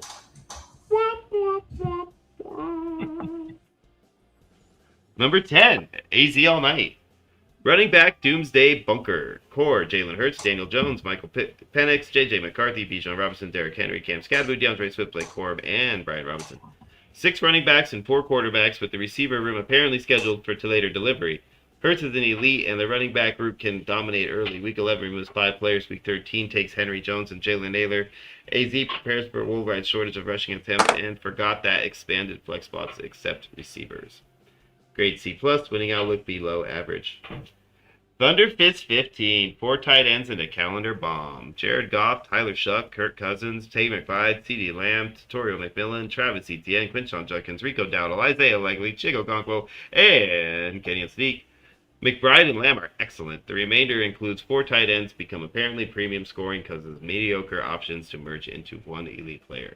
Week 13 removes Pierce, Sadiq, Cousins, and Braylon Allen. Week 14 removes McBride, Lamb, and Michael Wilson. That is not playoff runway. It is a trap door. Grade C, winning outlook low. And last, I guess, and also least in this situation, according to CheekyBot, Bearhammer 85, quarterback strategy by Seance. Jackson Dart, Malik Willis, Fernando Mendoza, Jonathan Taylor, Travion Henderson, George Pickens, DJ Moore, Colston, Love, Tucker Kraft, AJ Barnes, and Kobe Parkinson. 4 tight ends and 3 quarterbacks. Unfortunately, the quarterbacks are Dart, Willis, and Mendoza. That is not a superflex room. It is a developmental meeting. Week 11 removes Henderson, Kraft, Barner, and Parkinson, meaning nearly the entire tight end convention goes on vacation together. Beerhammer drafted enough tight ends to host a panel discussion and not enough quarterbacks to start it on time. Grade D+, Winning outlook, lowest. Final verdict. Several owners drafted strong fantasy teams and forgot they were entering an elimination competition. Cape Town will not necessarily be won by the roster with the prettiest stars. It may be won by whichever owner did not arrange for half the starting lineup to disappear during weeks 11 through 14. Me. Mr. Ben hates Cheeky and will continue to hate Cheeky. Yeah, and Thunderfist, I think the sleeper rankings are not adjusted for triathlon. That's why it's coming up way different than Cheeky Bot. He wrote something right above that about sleeper had way different rankings, I guess.